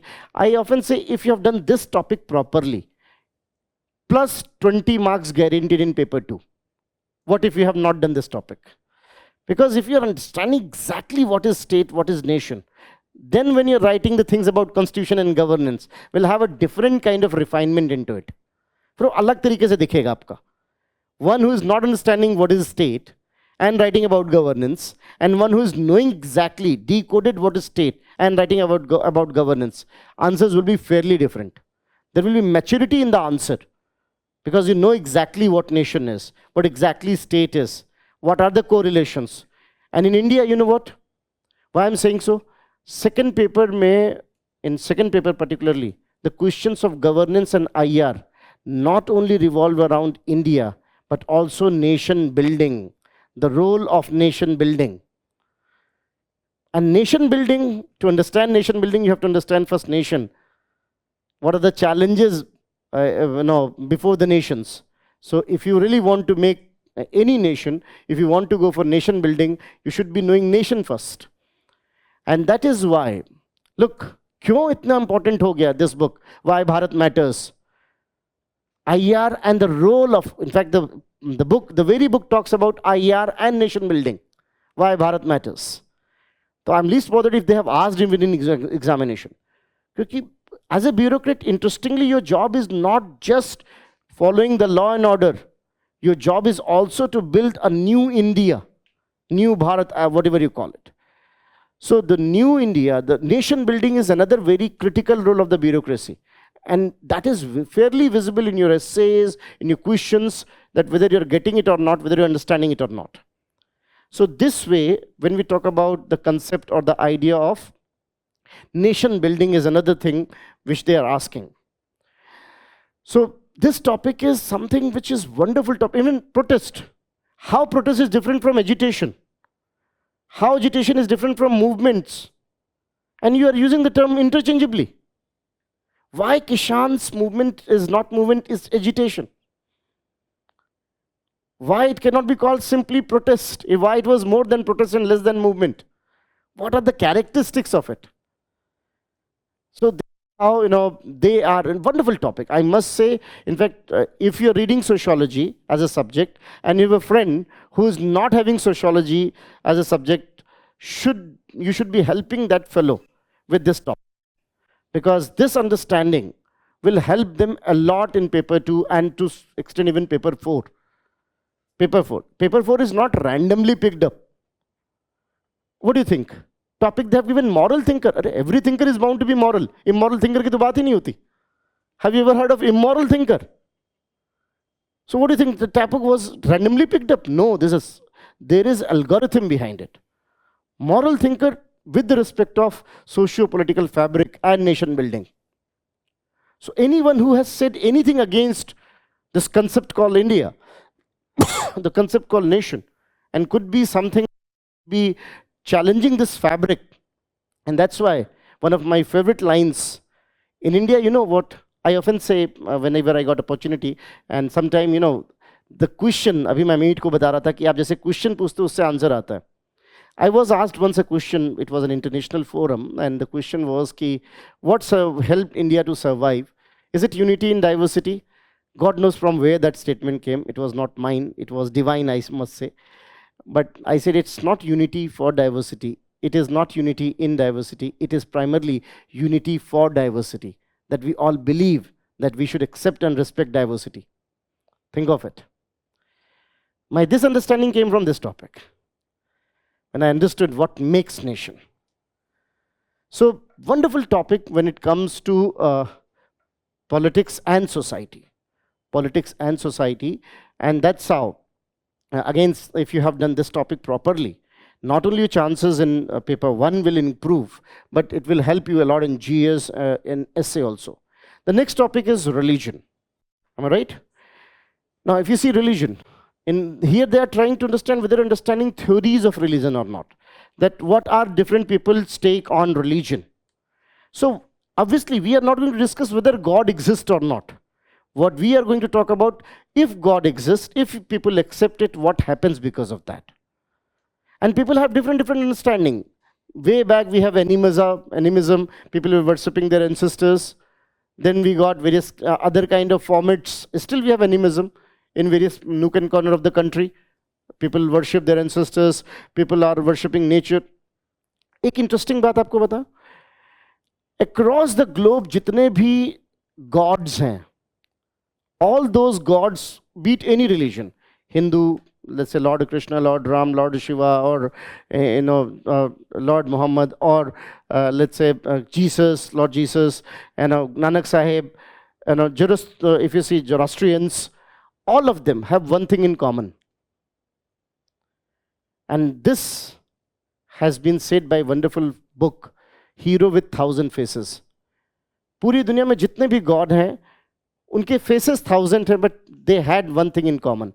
In their life, they got 17 challenges. Some of them were personal, some of them were social, some of them were political, some were philosophical. 17 challenges, and they successfully surmounted all 17 challenges. Want to be God of your society? Refer to this. Hero with 1,000 Faces. Wonderful book. जितने भी लोग, इसीलिए जो बहुत popular होना चाहते हैं, वो इन चीज़ों पे ध्यान रखते हैं. अगर कहानी नहीं है तो कहानी बनवा लेते हैं. I'm not kidding. Look at Mein Kampf, what Hitler tried. He exactly did the same thing. ऐसी कहानी थी नहीं, बनवाया उसने. Because he wanted to be popular that way. In fact, anyone from media or film industry might be knowing, script writers को book पढ़ाई जाती है. For hero to be hero, story should not be simple and easy. That's why, no matter how easy your task was, when you will be telling someone, you will add some spices of difficulty into it. अरे भाई साहब, क्या बताएं वो हाँ करोल बाग में रहना कितना मुश्किल था. Look at your narrative. Because to be hero, this is the first and foremost key qualification. That the story should not be simple and straightforward. There must be challenges which you have surmounted. So, this topic, wonderful a topic which says that why religion and what are its consequences. And it could be used, like I told you in the beginning, nation is what? A civil religion. किसी भी चीज को nation बना के हम साथ में ला सकते हैं लोगों को. We can bring people together by creating, this is what exactly was done by freedom fighters. Shashi Tharoor has written about this in his book. Before freedom struggle, we were fighting this way, that we eat potato in different ways. In southern India, we eat potato differently. In northern India, we eat potato. In India, potato is cooked in more than 300 ways. I may bite, 30-40 तो मैंने भी देख लिया। कहीं potato का रायता बन रहा है, कहीं सब्जी बन रही है, कहीं डोसा बन रहा है, and that way. During freedom struggle, we said we might be eating potato differently, but we all eat potato, and that's why we are similar. And our potatoes are taken by Britishers. Let's unite and fight against that. यही तो है social background of Indian nationalism. And we knew it. Once they will be gone, we will fight again. So let's create a meta identity called Bharat Mata, whose all of them are son and daughters. कर लिया ना, कोई नई identity बना ली. If you want India, China to fight, you have reason. You want them to bring together. Buddha could be the new identity. People of Buddha should come together to make something. Narrate on that. Making sense? Don't you think this is going to help you in IR a bit? That how, if you're knowing, because end of the day we all are some way or other guided by a certain set of religious social philosophies. So this topic is actually talking about that. So you will understand theoretical perspective of the religion. Many people has given different. So animism, one of the classical format. In fact, all superstitions, these kind of things. Fraser is the man. Fraser was the man who wrote a lot about magic. Why black magic, white magic, and how these things happen, why this kind of understanding people get. And there are people who strongly believe that magic do happen. Yes, it does. Magic happens as long as you believe it. Simple. That is what you'll understand in this chapter. And then the last topic of this chapter is religion and science. Can you see that? Then we have what is called, people are fanatic, fundamentalists. So fanatism, fundamentalism. So if you see within the religion, the last topic is religion and science. Science and religion, unlike your commonsensical thinking, are not always against to each other. They might be complementary also. How long your science can grow, sometime religion decide. And religion is reinterpreted in the wake of science. So religion and science, again, very interesting topic to understand. But again, in this topic, we are not talking about that whether God exists or not. That's a different thing. I don't know. If you're knowing, do let me know. But if we accept this phenomena, what will be the consequences of it? So this is how we got this topic. Questions has been asked, but then even I often advise to the students, this topic should be your last resort. अगर और कोई question नहीं मिल रहा, तभी इस पे जाइएगा. वैसे भी religion is the last resort. If people ask me what is your religious status, I'll say opportunist. When I feel like, when I'm scared, honestly, no matter how scientific I sound, I pretend. Whenever I'm scared, I get religious. I don't have any hesitation in saying so. Whenever I'm scared, I get religious. When I'm not, I am philosophical. I am scientific. That clearly proves the how deep-rooted this thing is. Accepting is probably is the answer then. So wonderful topic, religion and society. The next topic is systems of kinship. One of the favorite topics of the youngsters probably. It talks about marriage, kinship. Obviously, you all are knowing marriage. Barely anyone who's not. By the way, what is marriage? You all are knowing it. That's why known eyes to the. It's a new eyes to the known world. अभी तो marriage आपको क्या लगा था? What is marriage all about? To give someone dil jigar gurda and all that kind of. What is marriage? What is marriage? Social union for what?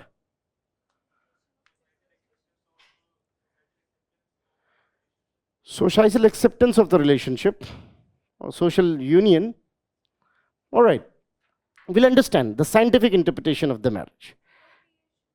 Even lower animals do procreate, but they don't marry. And perhaps they in a social accepted. Why that social acceptance is needed for then? Because human babies are the most vulnerable. You know how much of parenting is required for lower animals? A week, a fortnight. And for human babies, 25 years on an average. Average 25 years. Isn't the cases, with due respect. We need prolonged parenting, so a specialized caretaker should be there. Making sense? Had it been small, anyone would have done. As it's prolonged, this fellow's responsibility. So marriage is something about, you can say, obviously, it's a reunion between the people for various set of rights. And it entitles certain rights into each other. And that's why, in fact, look, the questions has been asked like this. Do you think live-in will replace marriage in future, and so and so? When those rights, anything exists because it is serving some function. आप यहाँ रोज आओगे class के लिए जब तक class चलेगी. When the class is done, why you will come here? Any institution exists as long as its functions are there. But remember, function should be manifest or latent, sometime latent. Now, this way we'll understand what is marriage, how the family is, what are various types. Like, obviously in India also we can say families are changing from joint families to nuclear families. But stop, it's not nuclear family in India. Better to call it fission families. Families are changing. The texture is changing in the family. So here they are trying to understand whether you're understanding kinship or not. So what is kinship? What is family? Family is when people are coming together in kind of social contract, either based on marriage or base of consanguinity or blood relations, having set of responsibilities and so and so. And family is bound to change because when family functions are changing. So whatever family functions earlier were different. पहले family was your political support. आप बोलते हो ना मेरा गांव होता तो बताता, मेरा जिला होता तो बताता. Had it been my place I would have told you. One of the very common dialogue you can hear in Delhi. ऐसा क्या था आपके जिले में? The political support. Now you don't do this. You don't think this way. You have 100 with you for you always. So political role of the family has gone. Economic role of the family is gone. And that's why family is changing. Earlier family was unit of production. Family was unit of production. When you're producing what you like, more and more people should be there in family. Now family is unit of consumption. You want less and less people so that your cake is bigger. At least a dozen times this question has been asked. Industrialization and family change. Because industry has shifted family from unit of production to unit of consumption. Full stop. Nothing to feel bad about it. Functions got changed, so will be the structure. So this way, this chapter is rather easy chapter. That way easy because way too commonsensical to us. हम सब जानते हैं what is marriage, what is family. In fact, this question is also, this chapter could be very useful for one topic called sexual division of labor, which is definitely one of the very significant, because look, now we understand why this gender disparities are there. Why we are having gender disparities. Why in general males are considered superior over females. In general, why this case is coming up, from where patriarchy is coming. So all these answers will be here. That why it is the case, though in general females are way more superior than male. Their biology is growing, X chromosome is expanding, Y chromosome is shrinking, and now you have totipotency of the cell. So technically speaking, from biology background, they may understand that to make zygote, males are not required now. With the totipotency, this could be done. Female, at the time of labor, what is the heartbeat? If the male got for a moment, will die with a heart attack. And she does it at least on average 3-4 times in India. So look, clearly indicating female's biology is much better. Then why so? We'll understand all these things and wonder how patriarchy, how it's influencing. Every year we'll say one or the other question, and our dimensions are changing now. We are understanding that gender equality is one of those. In fact, ये सोचिए अजीब बात है. Husband is doctor, so wife can be called as Dr. Saab. Other way around is abuse. Other way around is abuse. But politics में चलेगा. If lady is Pradhan, husband can be called Pradhanpati. Still very common thing. Can you see that why these metrics up? So we'll understand here that, so again, easy question, easy to handle also, and probably interesting topic that way because it is something which people are also thinking and dreaming about these days, right? So, and that's why the best explanation I can say, it has been said, concluded, marriage is what? Antagonistic cooperation. There is cooperation and there is antagonism also. Two opposites having cooperation for certain objectives. So there are several things to understand why this institution is changing, what could be the reason. So if you see the topics very clearly said that we should be knowing what kinship, marriage, family, their emergence, sexual division of labor, how it's changing, and so and so. The last topic is social change in modern world. Am I right? Now this topic is talk about how society is changing, how the whole world is changing. In fact, there are two poles in this, and that's why in your syllabus they had talked about it, called development and dependency. So here we'll understand first the theoretical perspective of social change, how various people are talking about social change, what Telkit Parson has to say, what Durkheim has to say, what Weber has to say, what other thinkers have to say. And then we'll also talk about how the whole world, in fact, some people believe that, as America has grown up to a level, others are joining it. Where USA is today, India will be tomorrow, maybe Africa day after tomorrow. If you believe this way, this is called developmental thesis, that we all are developing in the same direction. Some people believe it's other way around. USA is signing because the raw material has been paid or the cost has been paid by Africa. Cost has been in UK is growing, UK is shining, and we had paid the cost of it. They plundered our resources. Have not they? They plundered our resources, and that's why they are growing. They have grown to look at them, look at their shining cities. Are not we the one who is the sufferer? This will be called dependency. USA is growing, and Latin America, where the resources are, they are suffering. You have reduced Chile to what? A place for mafias. Same is the case with Peru, same is the case with Argentina. So there are two different you can say perspectives, two different ways of telling story. One is the world is developing and others are joining in. Another is that a few have developed and stopping others to develop. So this is how we got this idea of what we call development and dependency thesis. So development and dependency, how it's going to work, what are correlations into this, and then what are various theories of social change, right? Again, this topic is something which is very straightforward, to the point, and therefore you can score better. And that's how we got when we talk about in general what is paper 1. Now listen to me carefully. If someone has done topic 3, topic 4, topic 5, topic 10 and 9. Topic 3, topic 4, topic 3, topic 4, topic 5, topic 5, topic 10 and 9 is now in a comfortable position you can say out of 250, easily can think of going somewhere now 120, 130, 140. Right. But if you have done even topic 7 and let's say topic 1, you will suddenly see that you have jumped to the 20 more marks. So you should be reading the entire of it. But at least before the examination, you should know where are your priorities.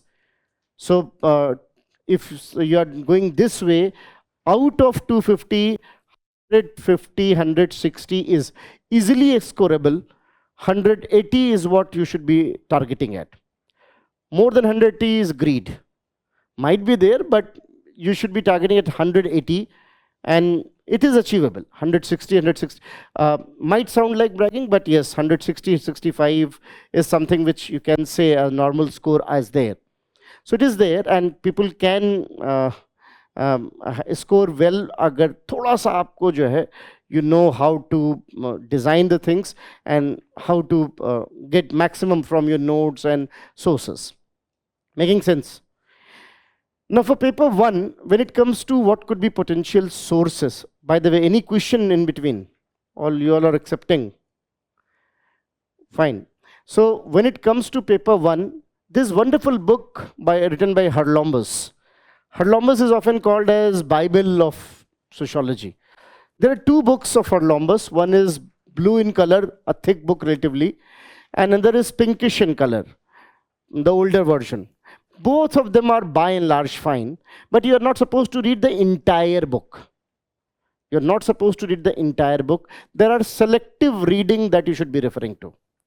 So what you need to do, if you got Harlombus, if you purchase it, if you are purchasing it, if in the class, I'll tell you that which pages you have to read. It's not the entire of it. Otherwise, even if you're not in the class, maybe some of you, those who are listening online, might not come to the class.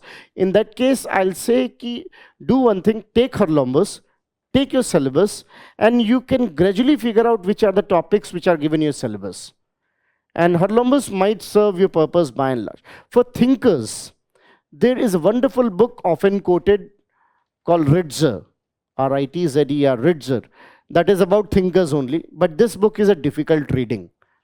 Let's say honestly, because I know this time generation is more a slang generation, no? Bro. So those who are the bro generation, and there's nothing wrong in it. Every generation has their own lexicon, their own terminologies. And that, in fact, I'm trying to learn new terminologies so that I don't look out of the place. I know that you're having new kind of terminologies these days, and sometimes deadly short forms. Very difficult to decode them. But then even, despite that, Ritzer is a bit difficult reading. Difficult reading, why? Because it has been written in typical 20th century English, typical Shakespearean kind of English. That's why some of you might feel a kind of dissonance with that book. If that is the case, even Harlombus will suffice. Harlombus has talked about those thinkers also. So all the things which are in your syllabus is there in Harlombus by and large. Except few things here and there, like development independency thesis is not there, and so. But then even by and large, if you're reading Ritzer, probably you will see that some more sharpness has come. But not reading Ritzer will not harm you, provided you have done Harlombus properly. Again, in Harlombus, as I just told you, you're not supposed to read the entire book. You have to just confine to whatever topics are there in your syllabus. Then there are books like Anthony Giddens has written Anthony Giddens' wonderful book, but I won't say that go and read that book. In Anthony Giddens, one chapter could be very good for you if you want to read that way, that is work and economic life. Because this is one topic which is not that good in Harlombus. So work and economic life, Anthony Giddens. Wonderful a chapter has been given. In fact, in your society paper 1, there's a topic called globalization and changing society. That topic is wonderfully written by Anthony Giddens. Globalization and the changing world. So a wonderful topic which could be useful from Anthony Giddens. Again, don't buy the book if you have the source well enough. Obviously in the classrooms, my notes will be precise of all it. So what I'll do, in fact, look, I had strong belief in one thing. Have you even noticed one thing? The book which you liked and the book which you have not liked. What was the basic difference? Both of them are talking almost the same thing. There was a feel-good factor in the first book. थोड़ा सा अच्छा लग रहा था उसको पढ़ते समय कुछ. While writing answers, this is the thumb rule. Don't try to be best. Try to be smoothest. It should look flawless. It should be your natural. It should be your natural. It should not be the case that, okay, fine, you are trying to be the best there by having artificial, because I have seen that, everyone is now talking too much about it, that how a good introduction, how a good conclusion, how a main kind of things. And everyone is doing the same thing. And that's why it became almost cliche now.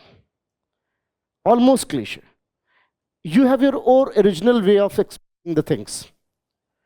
Obviously, look, if you're Robert Frost, you might talk this different way.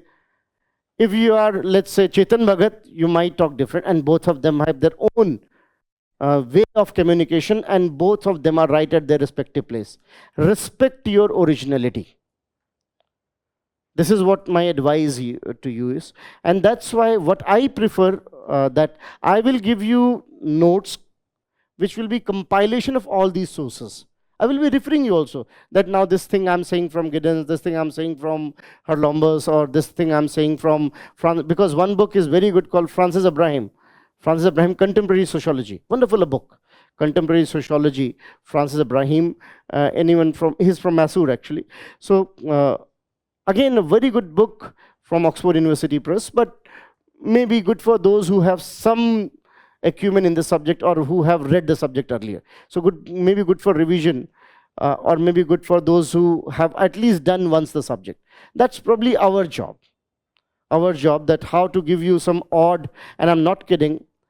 In fact, may sound like a bit weird, but thankfully, by God's grace, one of the maximum scorer of sociology, she happens to be a classroom student of mine. And in fact, I think the best acknowledgement is that, sir, beyond these 400 pages, nothing was required. This I have felt time and again. She gave exams twice, first got IFS and later on got IAS. So, halaki, she was also having background like LSR had, father was also dedicated to, I'm not saying it's all, because I believe in logical reasoning. मैंने आपको बताया कि maybe my contribution is only just to tell that what not to read.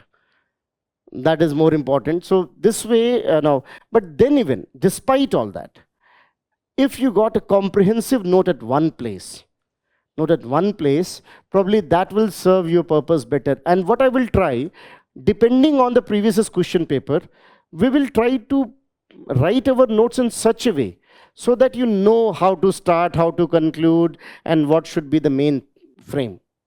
What should be the main frame? Because again, previous question paper are your GPS.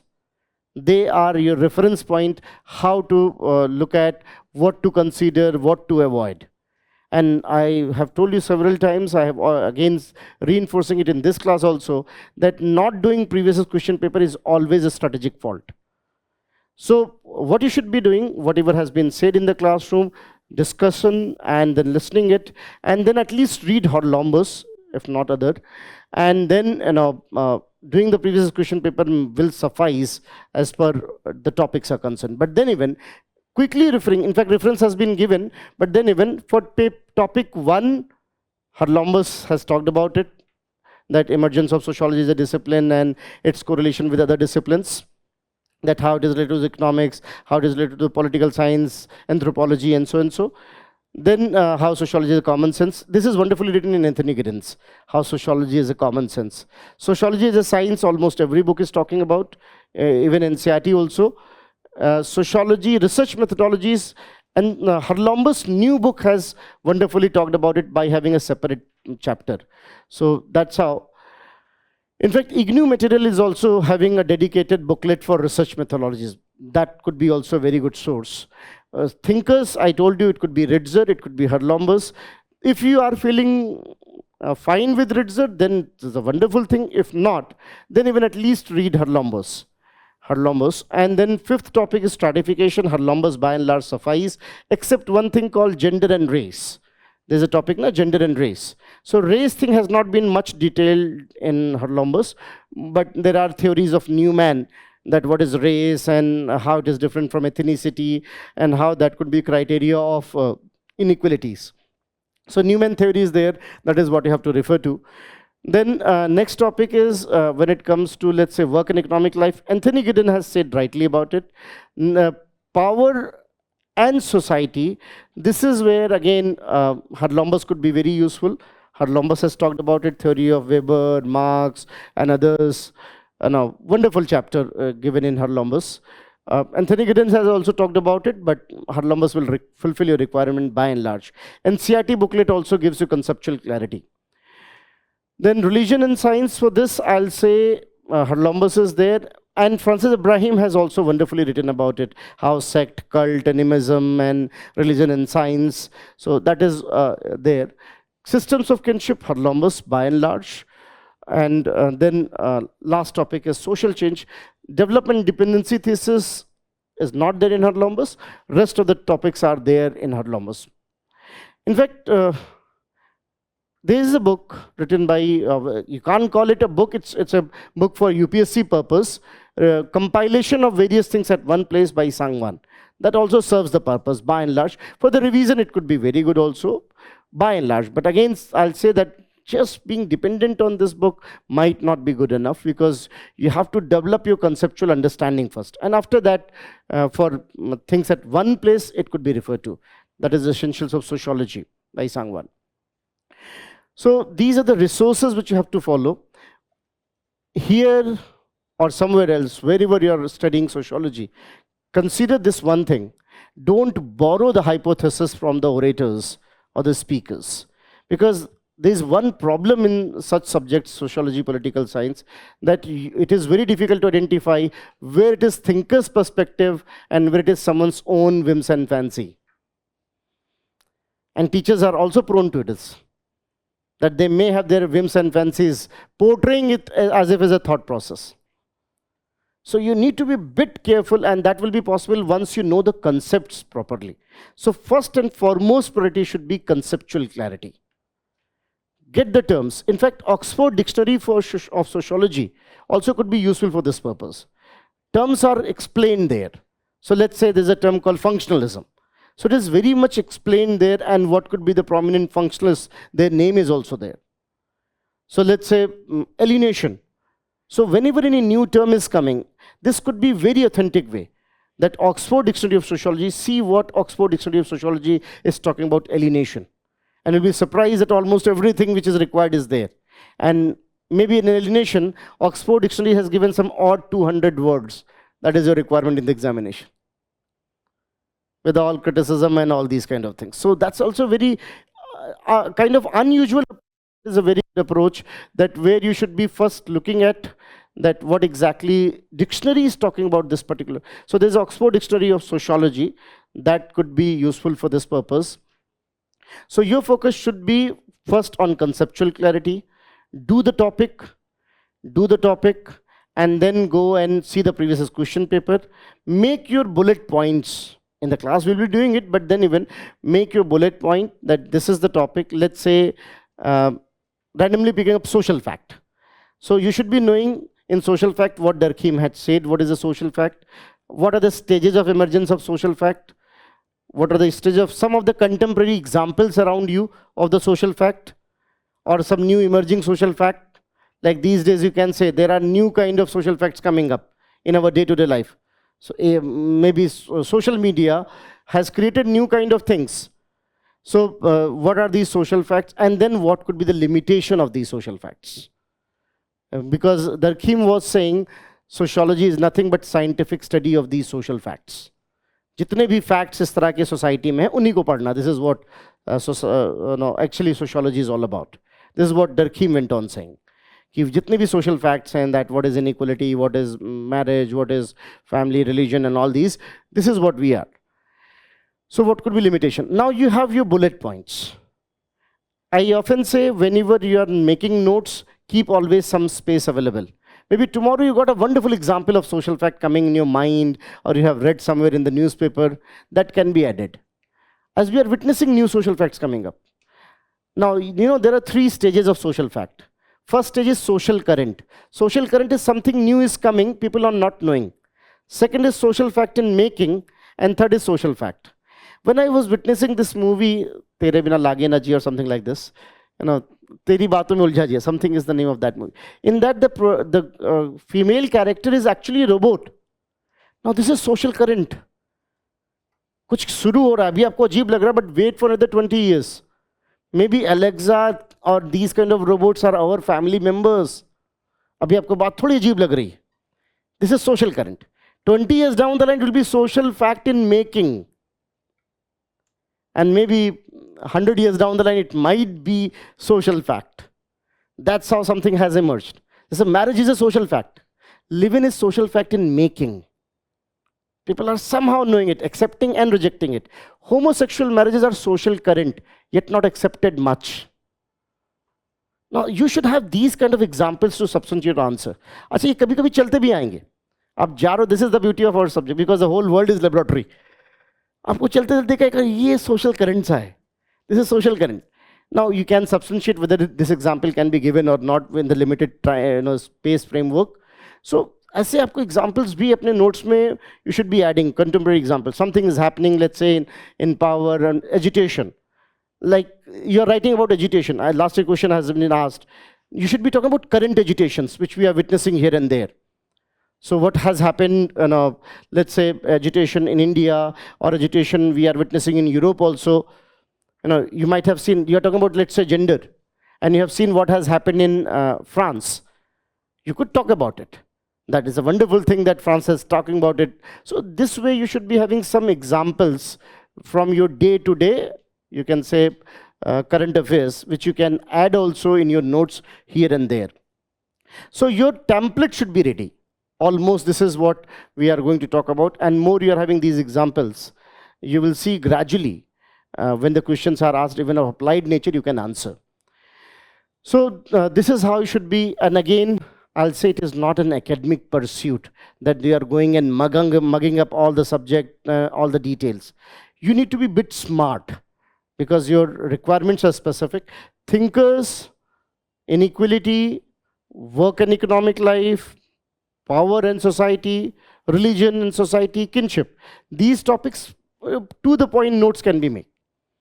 You can make to the point notes that this is what I should be confining to, looking into the previous question paper. In fact, better would be where you are finishing this, there only you should write previous question paper also, that these kind of questions has been asked. So that there's a rhythm that, okay, fine, this is what the topic is, this is what kind of question has been asked. Fine. So this is how your paper one should be. And again, I'll say sociology paper one not only helps you in scoring better in GS, and obviously paper one is very close-ended. So predictability element is after finishing this, which can be done in some, let's say 100, 120 hours, after finishing this 30, 40 hours of dedicated revision would be good enough. Because the best part is that it's all conceptual. And this is what I will focus upon. Developing that idea in your mind. Not just giving you, okay, fine, this is what alienation is. Alienation hamare sabke paas hai. We all are witnessing in modern formats, in different ways. We are historical materialism. Whether we should be seeing the things from material perspective or... आपको क्या लगता है? मैं आपसे पूछूं अगर. Don't you think? What do you think? Your realities are governing your ideas are governing your reality? Ideas are governing reality. Realities are governing ideas. Or it's both way. In fact, in my case, the reality governs idea. When I'm crossing the road, I think these drivers must understand that the road is for us also. And when I'm driving, I think these pedestrians must understand it is not a park. It happens to me, honestly. Reality is governing my thought process, isn't it? That's why you are different when you're here, and you'll be different when on the other side of the table as an officer. Isn't reality governing you? Trust me, you will be. There's a very good line in Urdu that says, "Naram awaaj bhali baatein tasaffuf lehje, pehli बारिश में सब रंग उतर जाते हैं." You're bound to be different. अच्छी अच्छी बातें सब तब तक अच्छी हैं जब तक चीजें अच्छे हैं, isn't it? यही historical materialism. That history must not be traced with the ideas, should be traced with realities. That when realities are... आपको नहीं नोटिस हो रहा है? पूरी दुनिया में इन्फ्लेशन है, तो पूरी दुनिया में लेफ्ट विंग बढ़ रहा है. Hashtag France result. Hashtag London. India. Whenever inflation is there will be discontent in the lower strata of the society, and they will retaliate through the electoral processes. दिख रहा है पूरी दुनिया में कि नहीं? So now this is where the correlation is. Obviously, they are not winning everywhere, but they're making their mark again. So this way, it's very natural when we talk about how... Now again, it does not mean it's always reality governs the ideas, it's other way around also. That idea has the potential to govern reality. So this correlation is something which you should be knowing. Yahi historical materialism, and that's why we say this is not just one way, it is just one way to look at reality. Not the only reality per se. There could be other dimensions also. There could be the dimensions also. So this is how you should be having your own notes ready, that what are these topics. And as I told you, that you can make a list of those things which are important. So paper one, or in general sociology, that way could be very helpful in scoring better. And again, if you have done paper one properly and you've understood the concept, trust me that आपको paper GS paper 1 तो open ended है, society की बात ही हो रही है, it is about society. Even paper 2 and ethics paper, you'll see that you're a different person, and you can see the question from a different lens now. You understand that what are those variables which I should be considering. Yes, ma'am, you're saying something.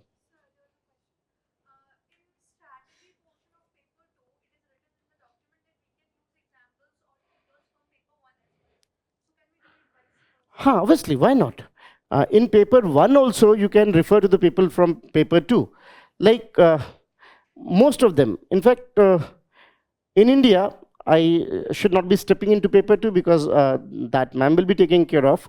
But when it comes to paper 2, in fact, there's a very good debate written by B.K. Nagla. He's from JNU only.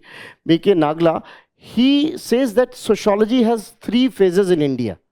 Sociology in India, sociology in India, sociology of India, and sociology for India. When we started using in the planning and other kind of things. In fact, the name has been picked that way. Ghure is nothing but Indian counterpart of Weber, you can say. Somewhere between Weber, isn't it? Srinivas is almost Merton. A.R. Desai is nothing but Marx. His entire concept is Marxist sociology.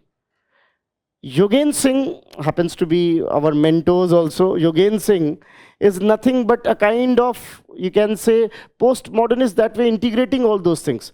And his name has been not in here, but his book is there. That is Modernization of Indian Tradition. आपको क्या लग रहा है? आप modern हुए तो tradition छोड़ दिया आपने? आपने नोटिस की एक चीज बड़ी interesting. One of the very good thing I have seen in my home itself. That time, whenever it happens, Yogen Singh sir comes in my mind. My mom, you know how her day starts most of the time? She says, Alexa, Hanuman Chalisa bajao. Did you notice what is happening? We are tradition, yet we are modern. We are talking to AI, Alexa, but talking about what? इस बार तीज किस दिन है? We have not left the traditional things. They got modernized. They got modernized. So you are wearing tie and still you are having Janeu inside. You have not forgotten it. Janeu is there, very much there, existing.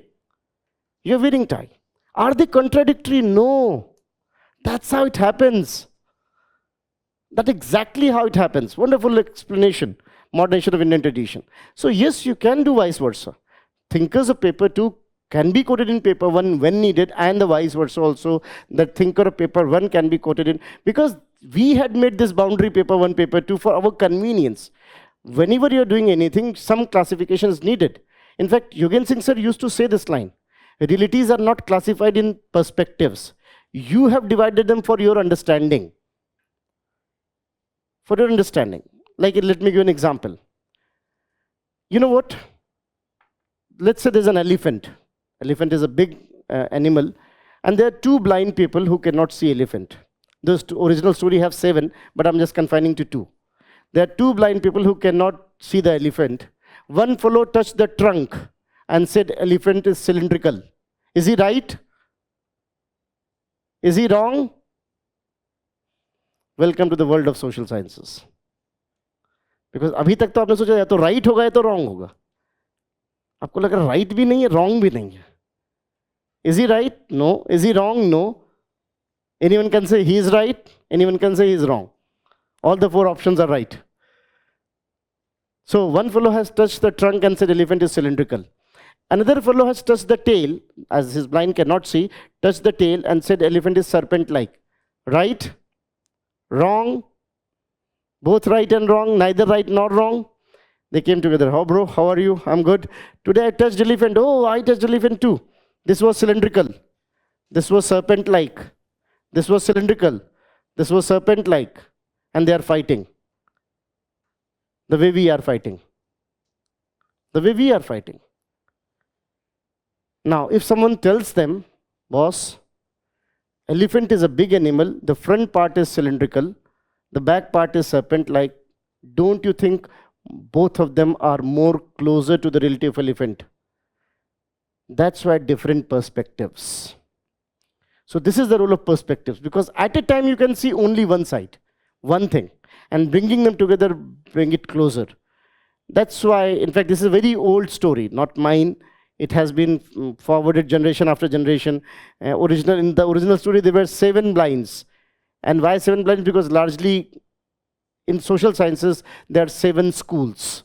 Functionalist, modernist, postmodernist, structuralist. So people are viewing the reality in different ways and then compiling them at one place.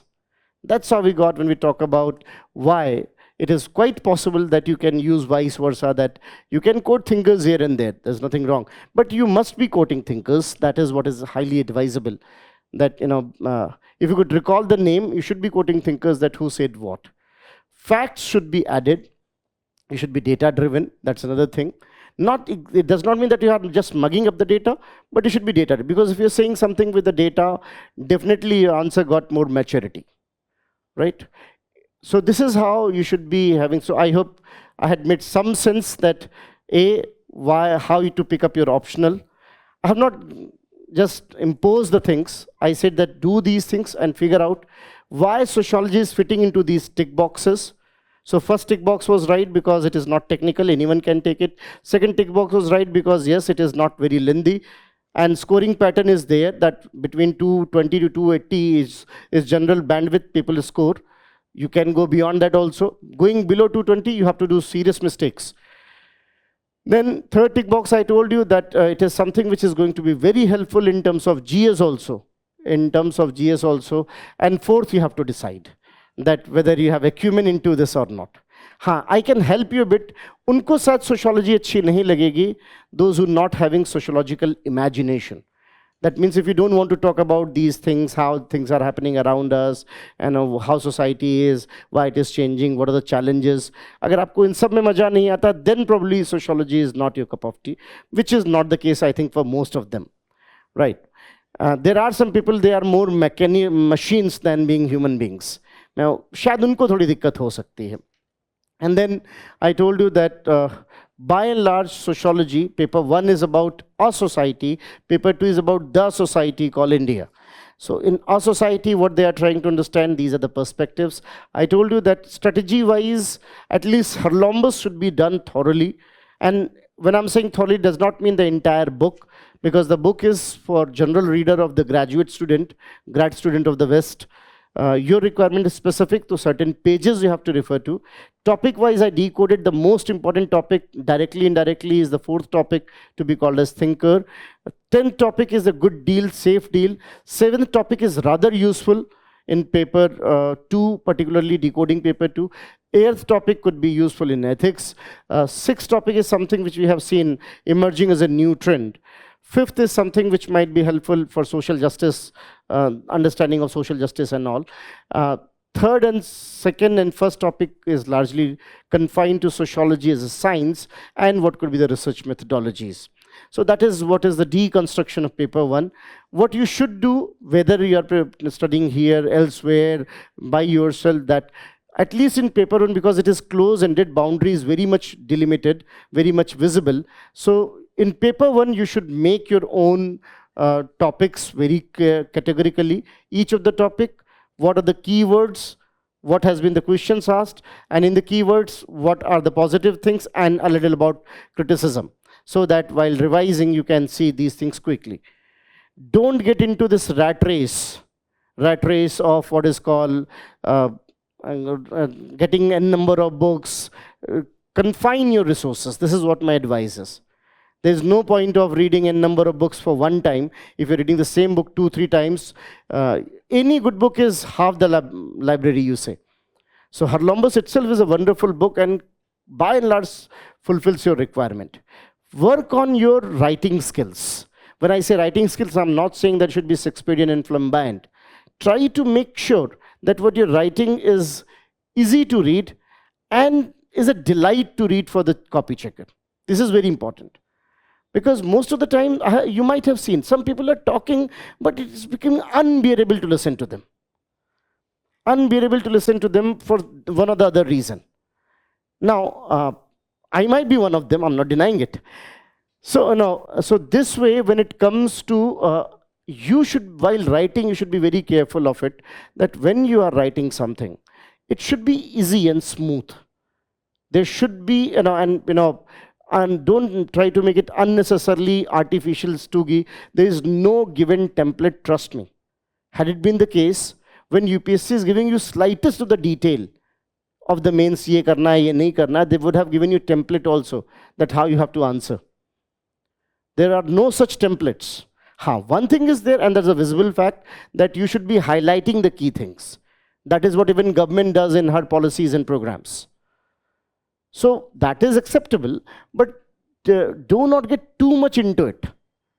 Understand it, that okay, fine, there should be a good start, there should be a good mainframe discussion, and there should be a logical conclusion. But all the 3 paragraphs, there are different ways of understanding. There are different styles of writing. The only definition of a good communication is that reader and listener has least pain to understand, full stop. And as the copy checker is continuously checking the copy, almost same content is coming, this is going to be a deciding factor. Look, lagbhag sab ek jaise likh rahe honge, with slight variation here and there. Is your copy just another copy of same cliches, same proverbs? You have mugged up a sloka that does not mean it should be artificially fitting in your examination. You know a statement, please don't answer what best you are knowing. Answer what has been asked.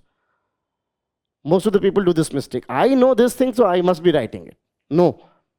And it should be naturally fitting into the requirement of the question. People have different formats of writing. In this format, when you have very limited words, presentation in form of chart, table, graph, this could be useful, so that you can say a lot of things in few words.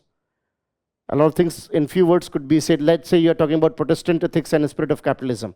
Now you can give several examples just by making a chart, that how in this religion, in this religion, in this religion, and then you can say how criticisms from Peter, etc. had said this. That most of the, because as in India, as in Asia, the economies has developed because we were dumping grounds. So if you have beforehand the things, then it will be easier to make chart and all these kind of detailings, right?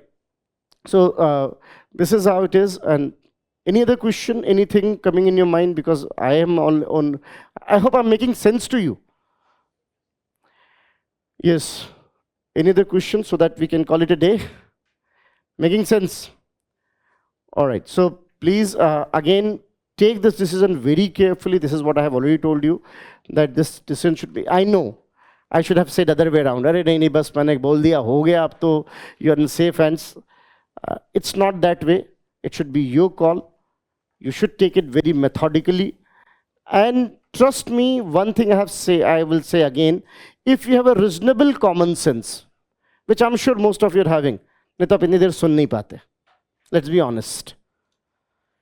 After 40 minutes, अगर आपका dissonance बन रहा है किसी ऐसी चीज पे जहां पर you should be focusing upon, तो कहीं ना कहीं some other kind of skills are also needed अभी.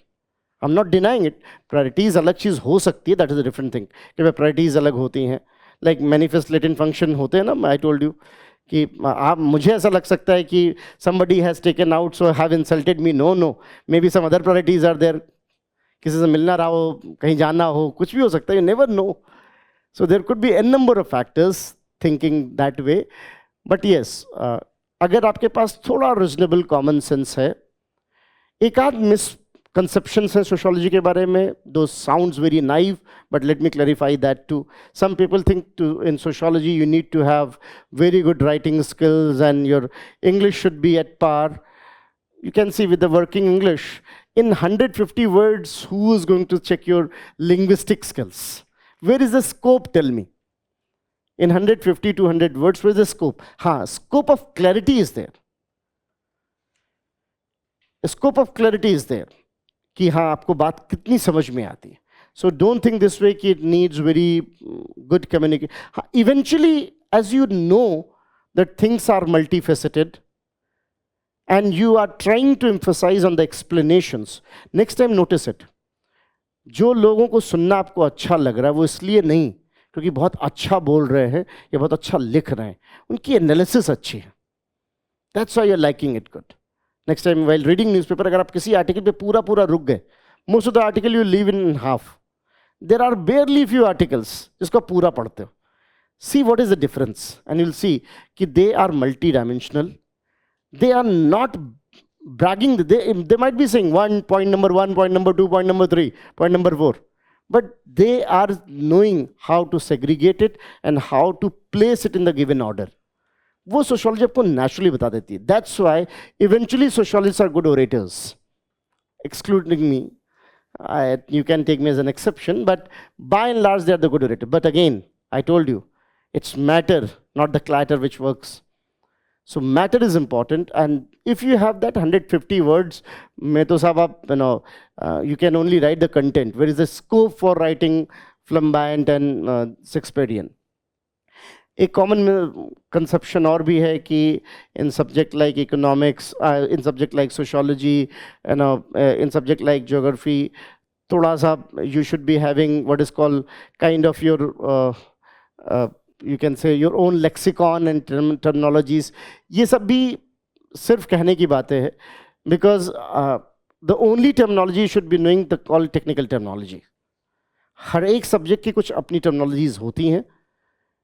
In sociology, the best part is, एक चीज आपने अगर नोटिस की हो, if let's say I am reading geography, I might be very good with certain terminologies, and those terminologies are not very useful in other subjects. But in sociology, whatever terminology you learn could be used anywhere. Alienation can be used across the board. तो वो भी एक advantage पे है, and there is nothing wrong in developing these lexicon then on and off. अब bourgeoisie is a term you can use even in general day-to-day conversations also. Those phrases which you might learn in Lombus could be also useful elsewhere while writing in GS, while writing in other places. But again, that is something which is the latent function, not the objective per se.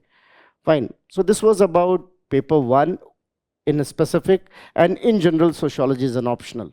So this is it for the day, and I hope the discussion was productive for you, and I have helped you to some extent in taking this decision, and that how sociology is an optional if you're pursuing that way or if you're thinking that way. Thank you.